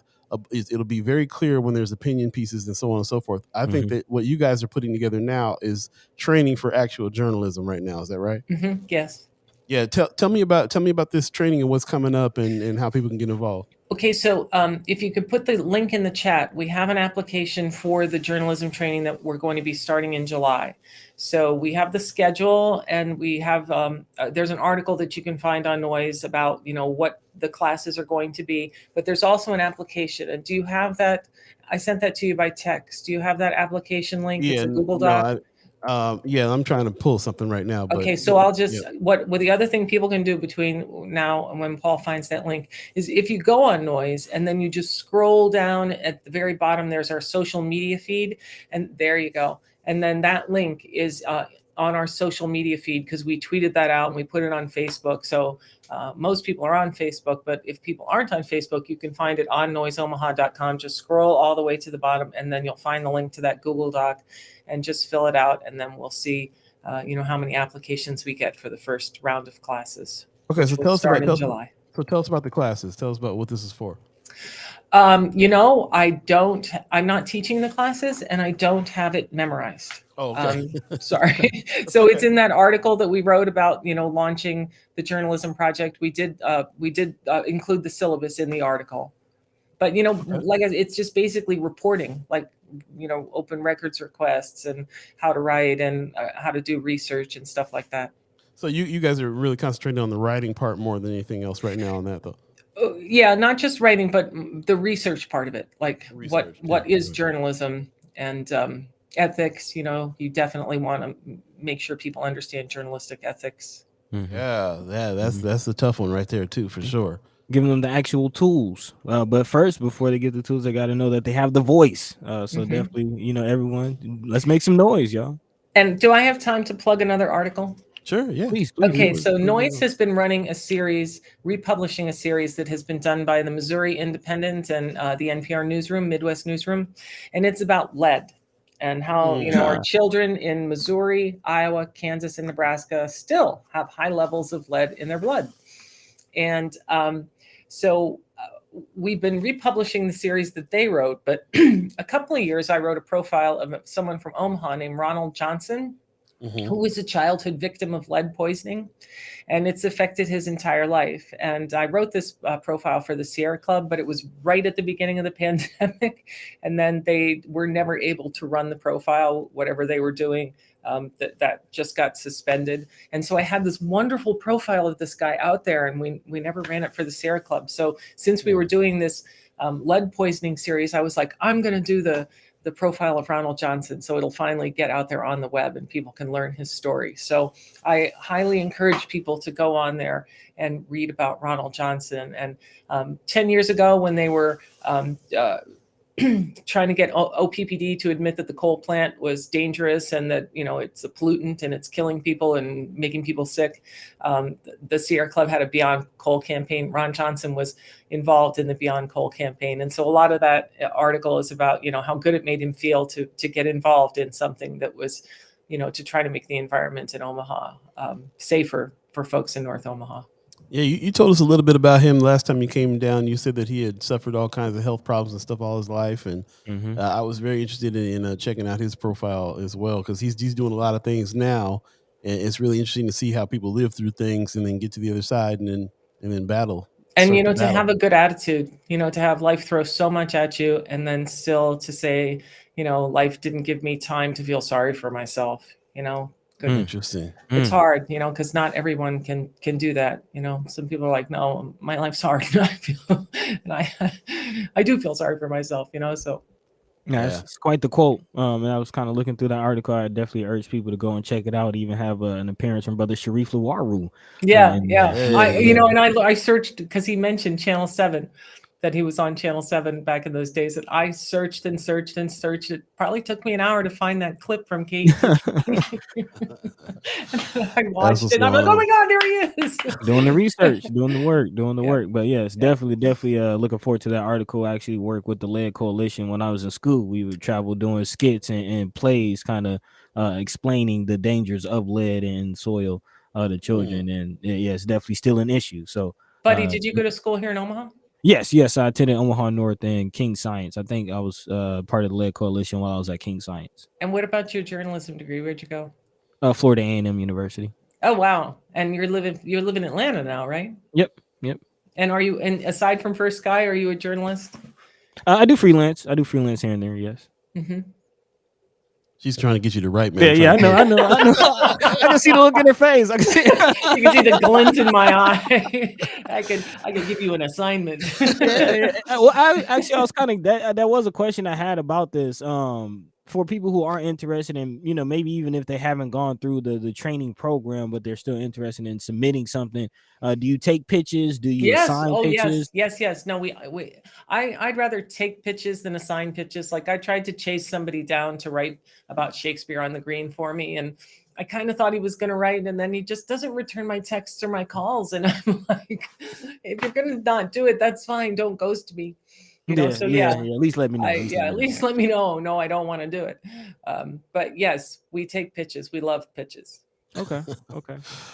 Speaking of that, I'm looking at in the chat. Miss E. Erica Feld says this is very cool to me. A great opportunity.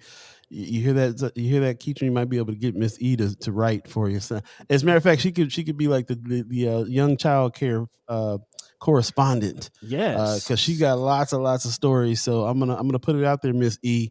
If you are so inclined and want to tell some of these stories, I know you probably can write some stuff. This is the kind of stuff I think that Noise really wants to hear about in our community. What's going on with business, with child care, social justice issues, and so on and so forth. So. Calling you out. And I can tell you that the people teaching the courses are journalism professors. One is a retired professor from Westside. The other one is Carol Zugner from Creighton. And then there's a third guy who's a sports journalist. So, we have professional people who are professional teachers teaching the classes. So it's a great opportunity. That's what's up. I love it. Medicine Song says writing storytelling, let's get together. I love it. There you go. Definitely. I think that's another part of this thing too. I've volunteered for years at the Moonshell storytelling event that happens out at Maroney Park every year, and that's what got me into writing, into figuring out how to tell a story. And then when we started the morning show here, we just kind of, it was a natural progression for me to go into and say, this is what I want to talk about, and this is how I want to tell it. And also, I don't know what that is at Maroney Park. Oh, I've never okay. heard of this. We have a national storytelling festival that happens every year. It's been happening every year for like 20 years. Okay. I think I heard of that. Internationally known storytellers come out to this thing. When is it? It's usually around spring, or no, it's usually around fall, because they have the spooky stories they do it at the end of the show. So like it's kind of close to Halloween, I think.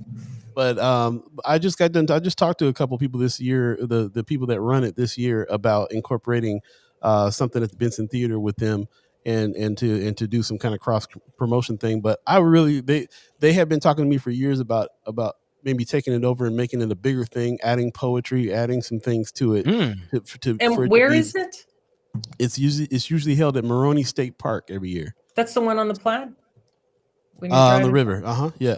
Yep, back on the Wow. way. And what is it called? If I Googled it, what would I Google? The Moonshell Storytelling Festival. Moon Shell. Yep. Okay. Yep. Post the Wow. link in the chat. So that's your next assignment.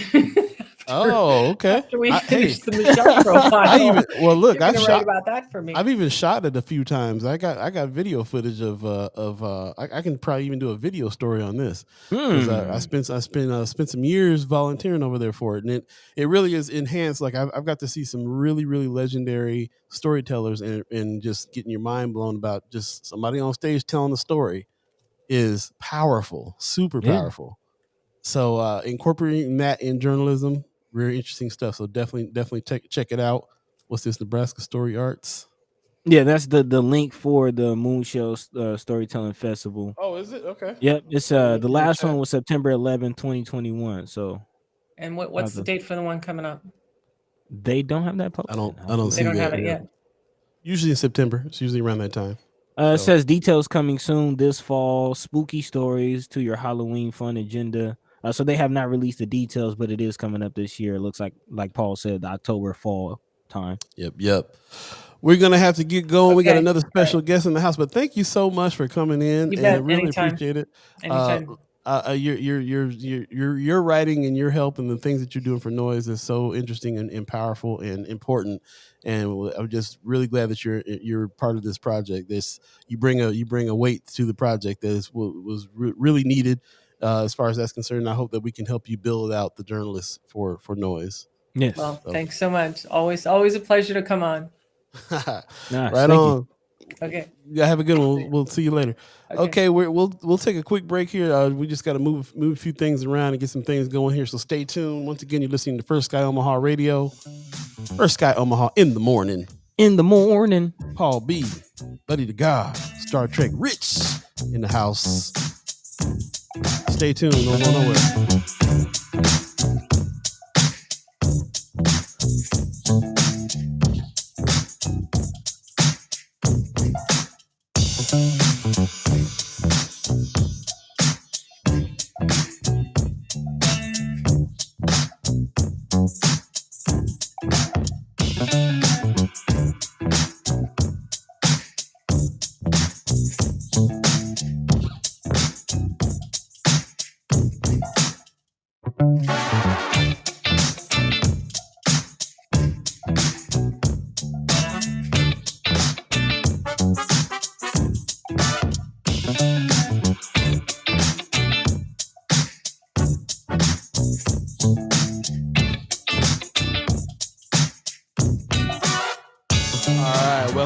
Welcome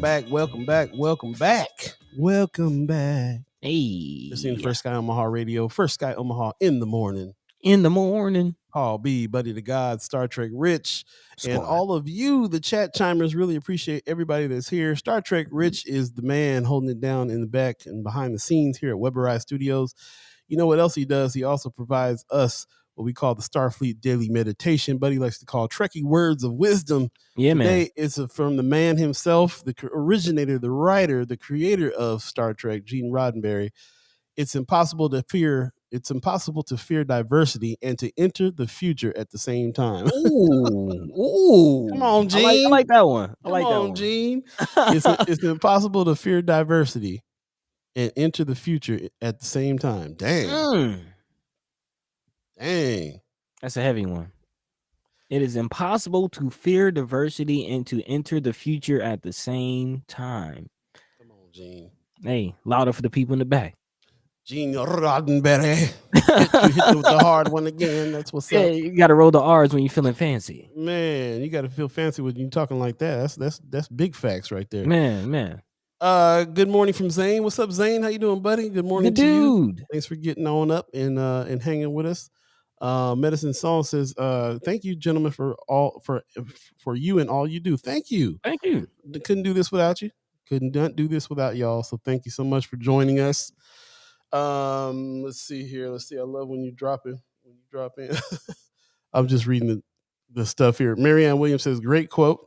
Most definitely. Yeah. It's hard to believe that he didn't say that now. You know what I'm saying? Like, Gene Roddenberry probably said that in the 60s or something like that, way back. Hey, more things change, more they stay the same. Ty Williams says, wow, a lot of great information today. Trying to take notes. I appreciate it. You can always go back and rewatch the show. It's on Facebook. It's on YouTube. We leave it up there for everybody to kind of go back and check it out again. I always go back and check out the shows later on in the day for all the stuff that I missed because I was in the moment. Right. So that's what's up. Coming up on 8:30. If you believe in the concept of time, that is, we don't really vet very much over here because it just moves so crazily all the time, so fast, so slow. Just gotta be in the moment. It's got to be in the moment, man. But what that means for us right now is that we got special guests in the house from Flatwater Free Press. We got my man Matt Wynn in the house. What's going on, brother? What's going on? How you doing, man? I am well. It's Monday morning. I am ready to go. Check you out. Okay, right. I know. See, you guys taught me to love mornings, Mondays. We're good. Man, okay. Does that sound convincing? I don't know. Hey, you got me. You got me. Got me always, right. Always a pleasure to have you, man. For people who don't know, Matt Wynn of Flatwater Free Press coming in. We like to call him the dude in the data, getting all the info. Yeah, man. Man. Yeah. Hey, it's not a bad thing. We need somebody to read the numbers because I've been told they don't lie. So yeah, man. There you go. And another thing I want to say about that too is not just the guy in the data, but the guy that can pull the story out of the data, which is so important. Thank you, Paul. So important. There you go. So what's new, man? What's going on? Man, well, Gene Roddenberry. Man, I was going to use him as a segue into this, but then you asked me about data, so I might just jump right in. However you want to do it. All right, so I'm here. But I didn't get to hear Kitchen. Maybe I'm piggybacking on something she was talking about. But we are partnering with the folks over at Noise on something called the Omaha News Academy. Mm-hmm. And the whole idea with that is, I guess I'll just talk about the data first, right? So every year since I was a kid, since the 90s, there's a group called the American Society of News Editors that's done a survey.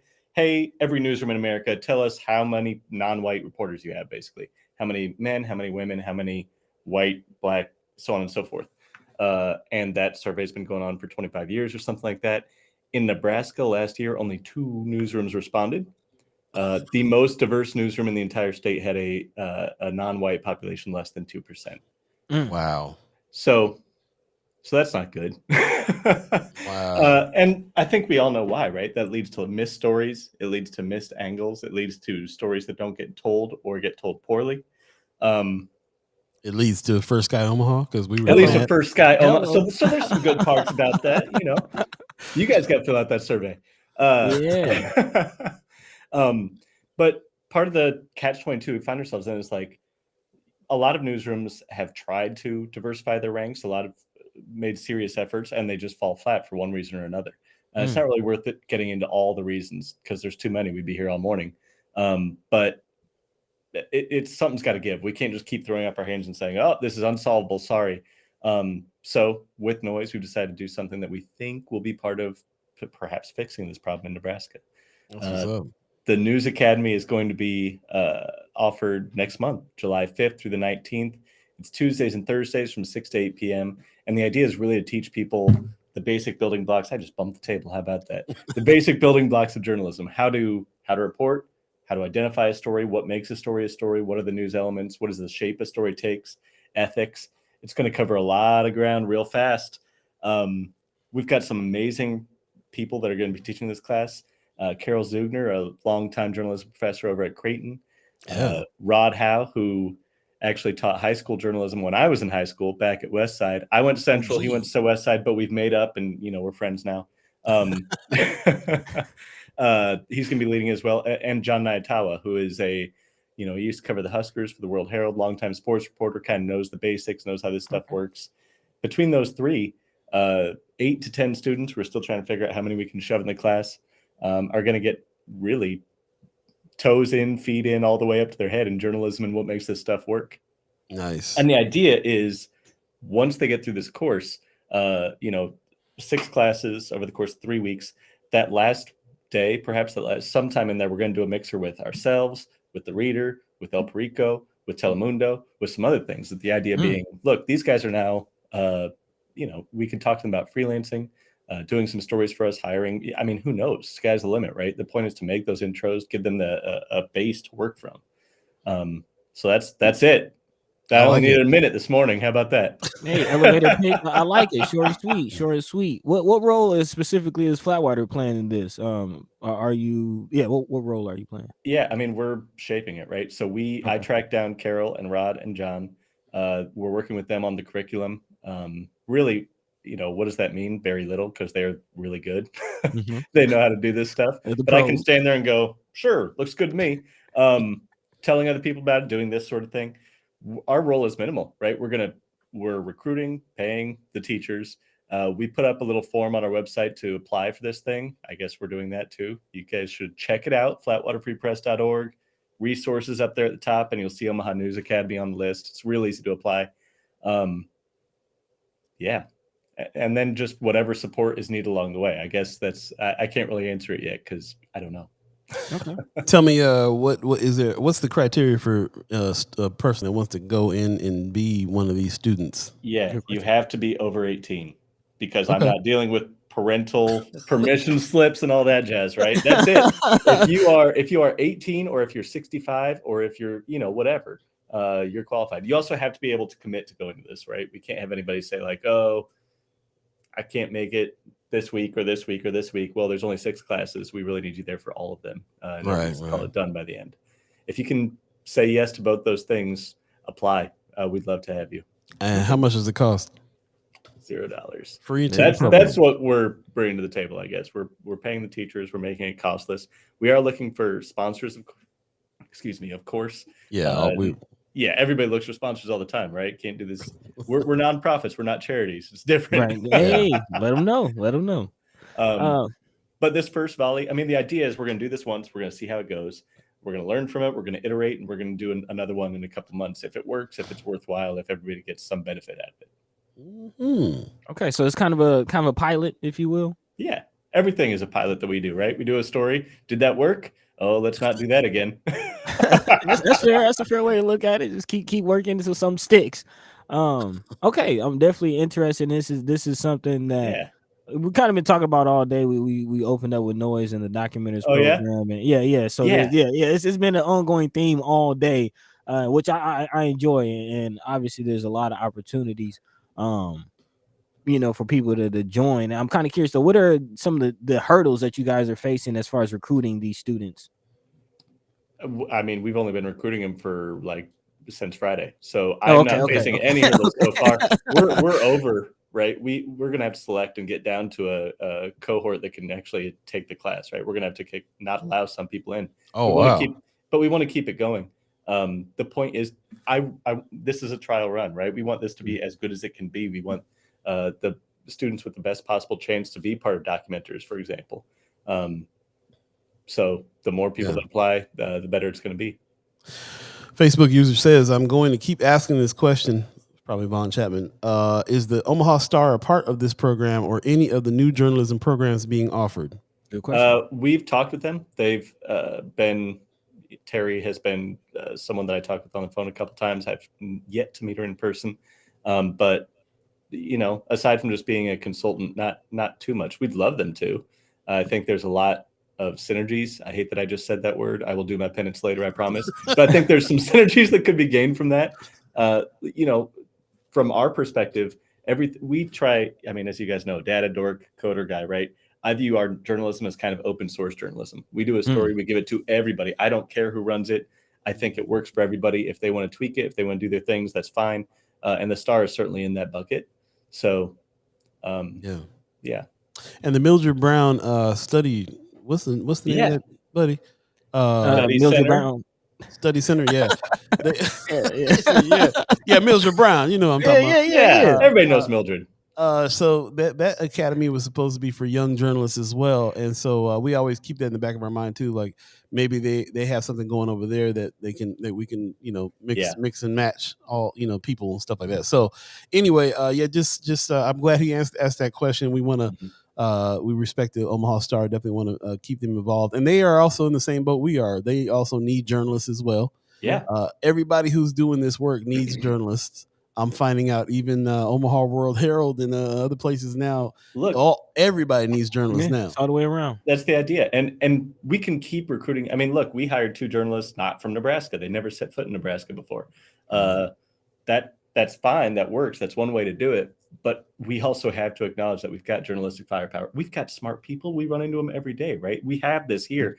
That first step of finding out this is an industry you even want to be part of. That's what I think has been missing. So we're doing things like talking to high school teachers, talking to the colleges, all those sorts of things to identify these folks, to show them it's a path. I think another thing that has always hurt this industry rules, guys. The actual work, being professionally curious, you guys know this better than anyone. There's nothing better than being able to just ask questions that you want to ask and get to the bottom of things. Right. But the industry also sucks. How many layoffs have we heard about? How many poor decisions in newsrooms have made all of us kind of wrinkle our nose? And I think that turns a lot of people off. There's also bad pay. Did I mention that? Bad vacations, crappy benefits. Trying to watch my language here. The whole city after you sometimes because you expose something. Yeah. There's all kinds of stuff. So there's a lot of stuff going against it, but there's nothing better. And I think just giving people that first taste, here's what it's about. Look, try this. Are you into it? Yes, no. I think that step, that first thing has been what's missing. I think we'll see. Ron's reviews in the chat over on YouTube says a city's demographics should dictate the staff. All white demographics, all white councils, half white, half black. The city's council should be half white, half black. Interesting. Okay. And demographics dictate the staff of news organizations. Is that what you're talking about, Mayor Sanchez? Like to understand that completely, but I think that has a lot to do with it too. The demographic of the city, should match journalistic organizations. You started off this conversation saying that it doesn't, saying that study shows that there's not a lot of people of color. What is being done to attract people of color? I mean, in the different neighborhoods for different assignments. Well, I don't know about different neighborhoods, but I know people of color in general. The recruiting is constant. It's also really tough. I mean, there are a lot of, if you are a reporter of color graduating from an HBCU, for example, you're on the radar screen of every news organization in the entire country, right from the jump. Washington Post, New York Times, Atlanta Journal-Constitution has swooped up a couple people that I was interested in. That's good. That's good. Let's not. It's great for journalists of color that they're finally being pursued and people see the need, right? There was a story a couple years, I'm segueing here, I'm sorry, but there was a story a couple years ago, June 2020, George Floyd protests. The Pittsburgh Post-Gazette, there was a young black reporter who wanted to cover the protest, and they said, well, you can't, you're biased. Wow. So that's the other side of the, diversity for diversity's sake. Okay, now you need to actually take advantage of what you've been able to build. So I don't know. That's what I always throw out when people head to those kind of headliner type places. Yeah. Come to newsrooms that want you, that can take advantage of what you bring to the table, your perspective. That reminds me of there was a discussion that happened a few years back on that. They were talking about that. Like, if you have a situation that's going on in the black community, why would you not send someone from the black community to go report on that? And that kind of and how that is sometimes is perceived as biased when that happens. But I mean, who better to cover stuff than the people that are in it? How do we keep the fair and balanced part alive and you know what I'm saying? I mean, it's weird because at the same time, I don't want to say, well, a black reporter can only cover black issues. That's messed up too. You need the chance to do that high profile. I mean, a reporter is a reporter is a reporter on the one hand. On the other hand, if you're covering the George Floyd protests and you cannot send a black reporter, well, we've got different problems to talk about. There's a lot of nuance, as with everything. I really don't like the idea of pigeonholing black reporters to only covering black issues or something. That to me is offensive as well. They're good reporters. Some of the best, of course, some of the best reporters I know are black, because they're reporters. Any reporter can be great. I think we miss stories, we miss angles. We just in general, having more voices in the room is better, more different voices. And I think that's the goal. Definitely. I like what they're go ahead. I like what they're saying in the chat. News from a black perspective is absolutely important, but they've also been doing that, what you said, for years too. Like they'll have a newsroom and they'll have a black reporter and they only send them out for black stories. Right. I've experienced it firsthand. Is that right? Have you? Yeah. I worked at some right, I worked at right some here in magazines. Omaha. Worked at some places where it just you get that sense, where you find yourself as the only quote unquote person of color in the newsroom, and now you're covering, hey, is this story offensive? Hey, is this story? And all those questions come to you, and it's just like, I don't know. Like, I'm just a dude, I'm man. one I don't guy. know. Exactly. You kind of like, become the voice of all people. Yeah. I like watching mainstream news, and if something happens in North Omaha, I'm like, I wonder if they're gonna say, yep, they sent him. You know what I'm saying? Like, yeah, okay, got you. Yeah. So there's so your point is true. Like, yeah, it's nice to be able to, but come on, we've got to, it's just reporters are reporters. I think diversity of news. Why can't a black reporter cover the city council as well? I mean, come on. That should not be merely a white reporter job, right? That all of these things need to be diverse in every possible way. That's going to lead to better stories, better news, better scoops. That helps all of us. And they really have to make sure that they do not pin something on people like, well, if a black reporter goes and does that, then he's going to be biased in this way. So he won't be fair and balanced. That is yeah, I get the need on bias and stuff, but when you tie it to people's identity, when you say a black reporter is biased in this, another one that this is neither here nor there, but the Washington Post got in some trouble for not allowing a sexual assault survivor to cover sexual assault. Wow. Are you kidding me? Oh man, for news is under attack right now, man. Like, yeah, all the way. So definitely appreciate the work that Flatwater is doing, and just this whole ecosystem of news, how it's coming together, and how everyone is really working together to tell the full story, because it's almost like the blind mice. Like, nobody has the full story. We all have to come together to really figure out exactly what's going on and really address the elephant in the room. So yeah, I appreciate that. And I don't know where this conversation is going as far as the Omaha journalism program, but I do want to get into some of the stories that you guys have coming up. So, well, hold on. First, I gotta say, you say you appreciate everything. I appreciate what you guys are doing. You guys are part of what I'm talking about. This dream of being able to diversify. You guys have, like you said, you already did it. So let's not lose sight of what you guys have achieved already. It's been a game changer. So thank you. Appreciate that, man. Appreciate it.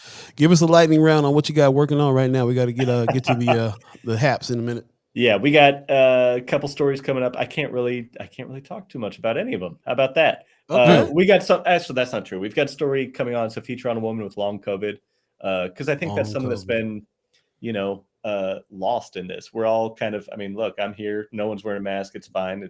Everybody's kind of moved on. But for some people, and it keeps happening, a certain percentage are going to get really sick and not be better for a long time.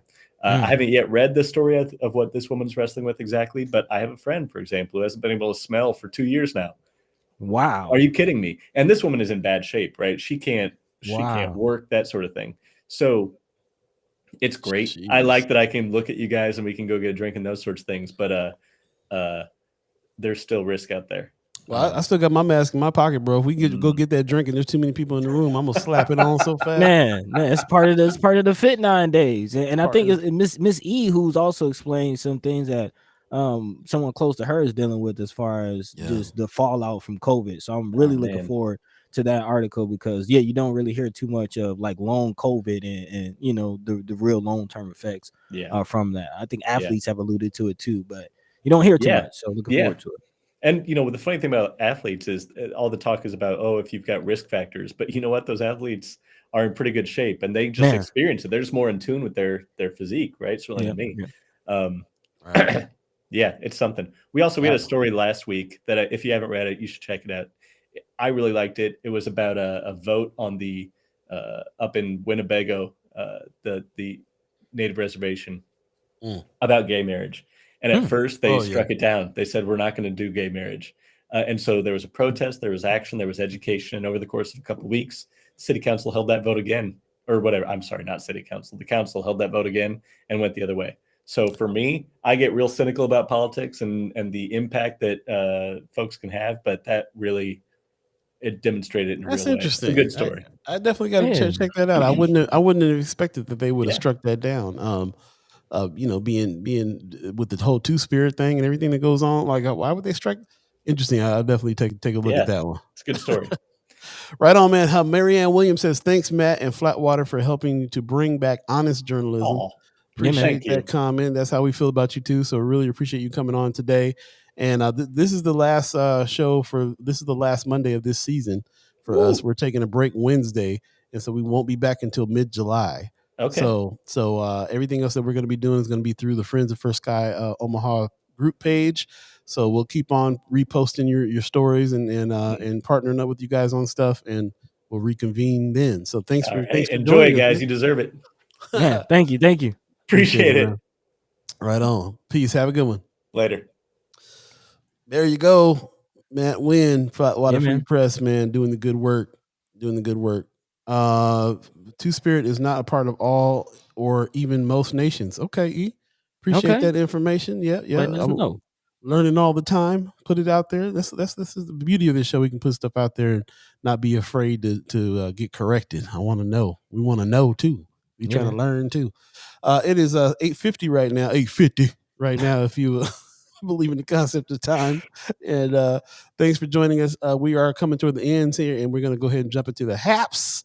And if you guys got haps, get them ready. It's going down. What's the haps? Get your shoulders moving. What's going down? Hey. Time for the haps. Time for us to talk about a few things that's going on around here, and that you might want to check out. And time for you to tell us what you think we should be bigging up on the show as well. What's happening? You got some haps for the peoples? Yeah, well, we're still talking about Juneteenth coming up this weekend. It's going down. Lots of haps, lots of activities, lots of goings-ons. So make sure you're stepping out. Just on 18th, just go to the Deuce and just hang out there. You'll see everything going on. Just hang out on the Deuce. Definitely come across the Joy Fest. Big shout out to Lala. She actually just announced a national headliner for this festival, La Russell, who's pretty dope. Definitely check him out. But yeah. Music, performances, food, Black Flea Market. Man, support.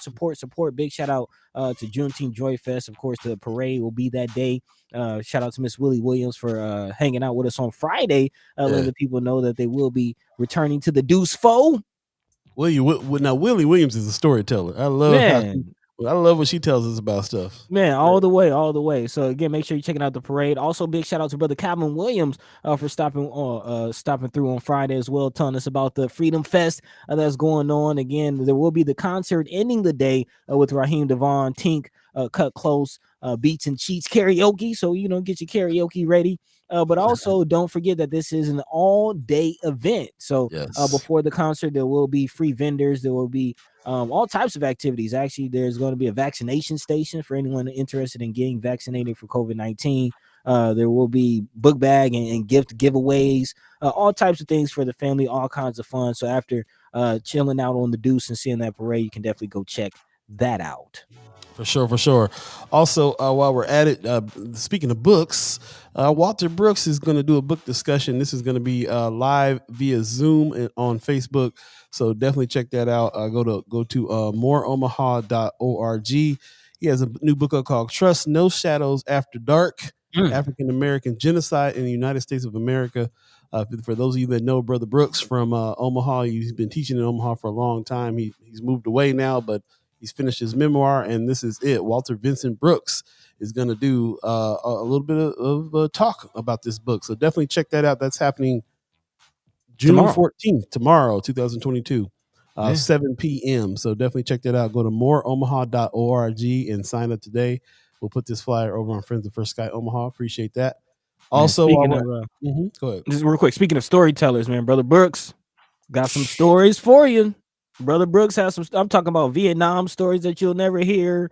Stories in Portland, like the brother has some stories. So definitely check this out. Look, if you know about our history, you know that when we were over at Mind and Soul, we had a show. We put a show together called The Brooks Report. We had this brother speaking every week, and he was blowing minds every week. I still think about that show. Want to get that show back one of these days. Man, he broke down the Black Panther, the movie. Like, man, yeah. He has some interesting takes on some things, man. So definitely check this out. Check him out. Also, Brother Terrell McKinney is doing District 11 Town Hall. Oh, I'm sorry. Brother Terrell McKinney, Senator Terrell McKinney, put some respect on his name. Oh, okay. You gotta say the whole thing like a Tribe Called Quest. District 11 Town Hall Session Recap and Community Conversation. This is happening Thursday, the 16th, 2022, Malcolm X Memorial Center, 6 to 8. So that's what's up, man. I'm glad they're doing some town halls over there at Malcolm X Memorial Foundation. Definitely check that out. Support the brother, and in the session recap, we can talk about that $450 million that him and brother Senator Justin Wayne, puts respect on his name, got together. So that's what's up on that. In a real way. A couple of other things going on the 16th, if I'm not mistaken. Got Verbal Gumbo coming back. Verbal Gumbo is coming back. Absolutely. Verbal Gumbo is coming through at the Benson Theater. As a matter of fact, let's just do this real quick. Hold on. You got.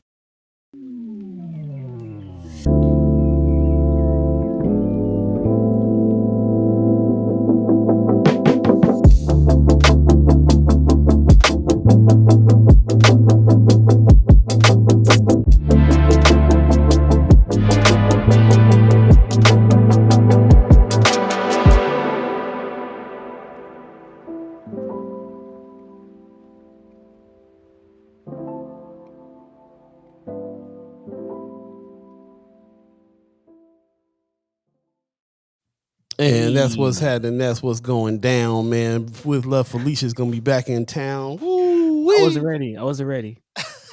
You like that? You like that? Yeah, I like that, man. Respect the mic, y'all. Yes, Verbal Gumbo is going down. The return. Verbal Gumbo with Love, Felicia. She been in what? Philly, Chicago? Where she been? Yeah, Philly, man. She went to Philly, got married, all kinds of stuff. She went out there and survived and thrived.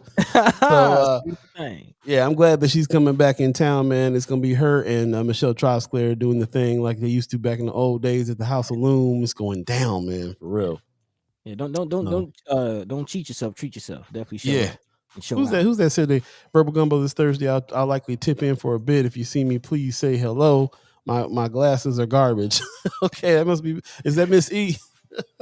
That's what's up, man. Yeah, please tip on in and check out Verbal Gumbo. Tickets are going fast on that, man. The seats are filling up already, so definitely get your tickets on that. And yes, come check us out.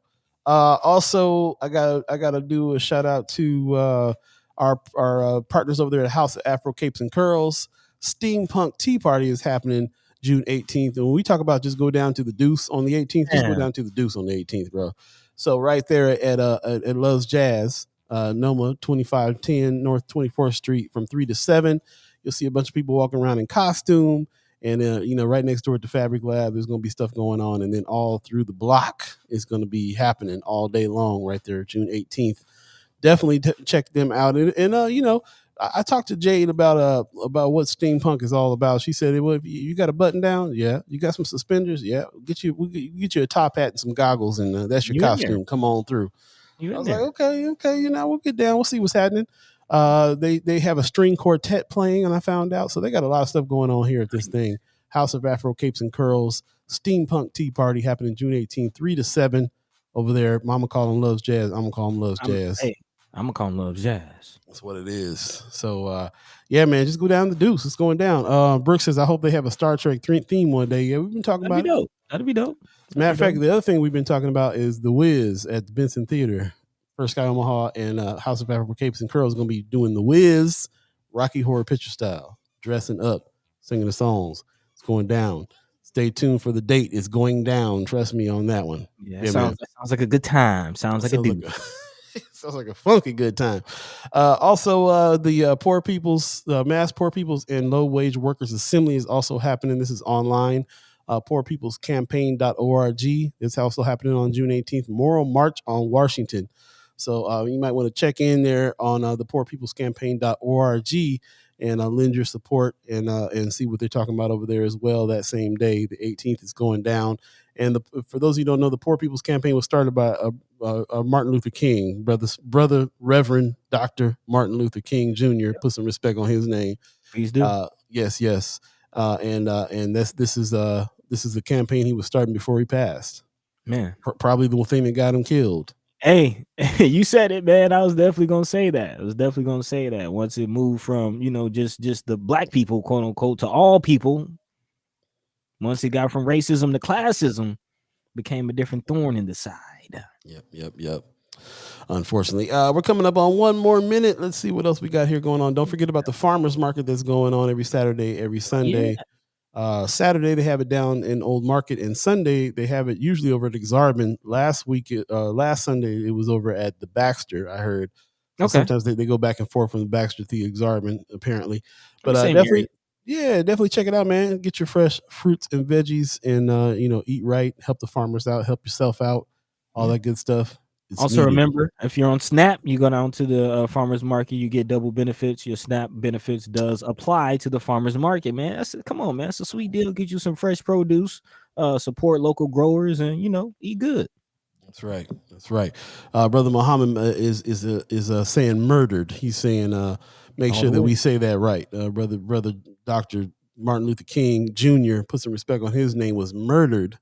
And he probably was murdered because he was really kind of stepping up with, hey, we got to talk about these economics around here for people. That's what it is. That part.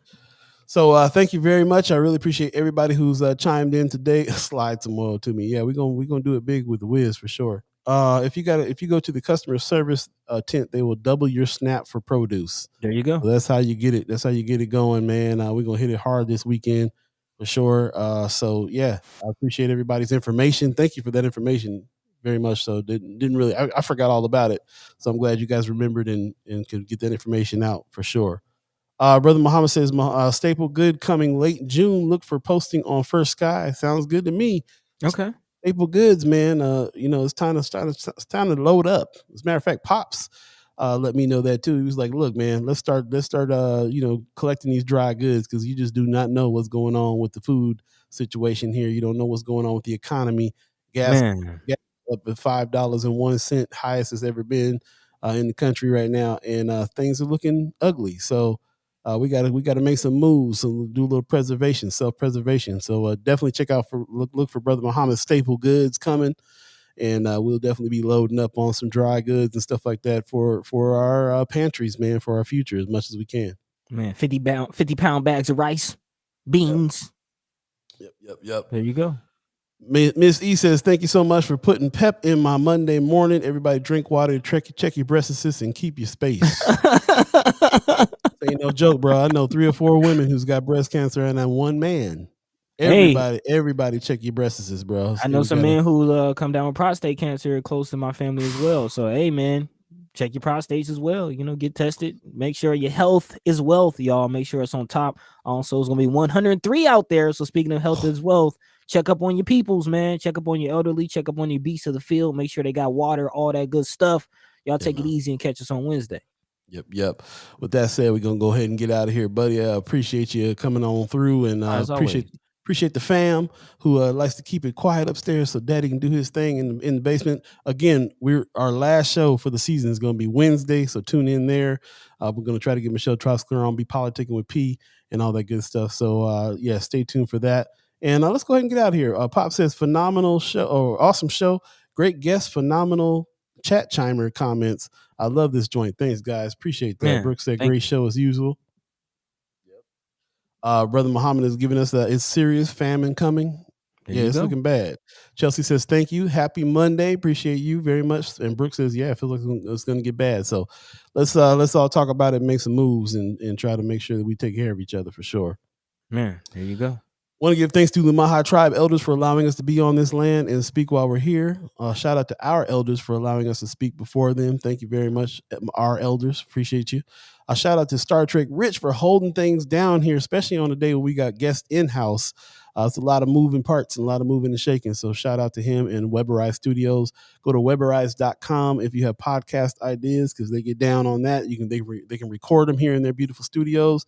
Also edit, also help you consult with you on your piece and make it sound like it's supposed to sound. So shout out to Star Trek Rich and the Weberize crew.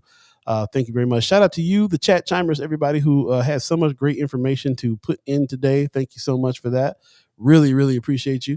And I appreciate everybody who is a reoccurring member of the channel as well. We have $10 members, $25 members, $50 members, and can't thank you enough to help us keep this conversation continuing on. So thank you very much. If you are so inclined to be a reoccurring member, please consider doing so. Go to firstsky.omaha.com and hit the donate button and become a recurring sponsor of the channel so we can keep this rolling and expand. One more reminder, our last day of the season, Space is the Place, is Wednesday. So hopefully we'll see you there. Yeah, Wanda Lewis says they said on the news there's a tampon shortage as well. So it's not just baby formula now, man. Yeah, it's things are looking ugly, and I don't think it's because they don't have it. I think it's because they're holding it back. But that's a conversation for another day. Yeah. So in the meantime, between time, you guys have a good one. Take care of yourselves. Stay cool today. Please, hot. Peace. By the way, Vanglorious, this is protected by the red, the black, and the green. At the crossroad, with the key. By any means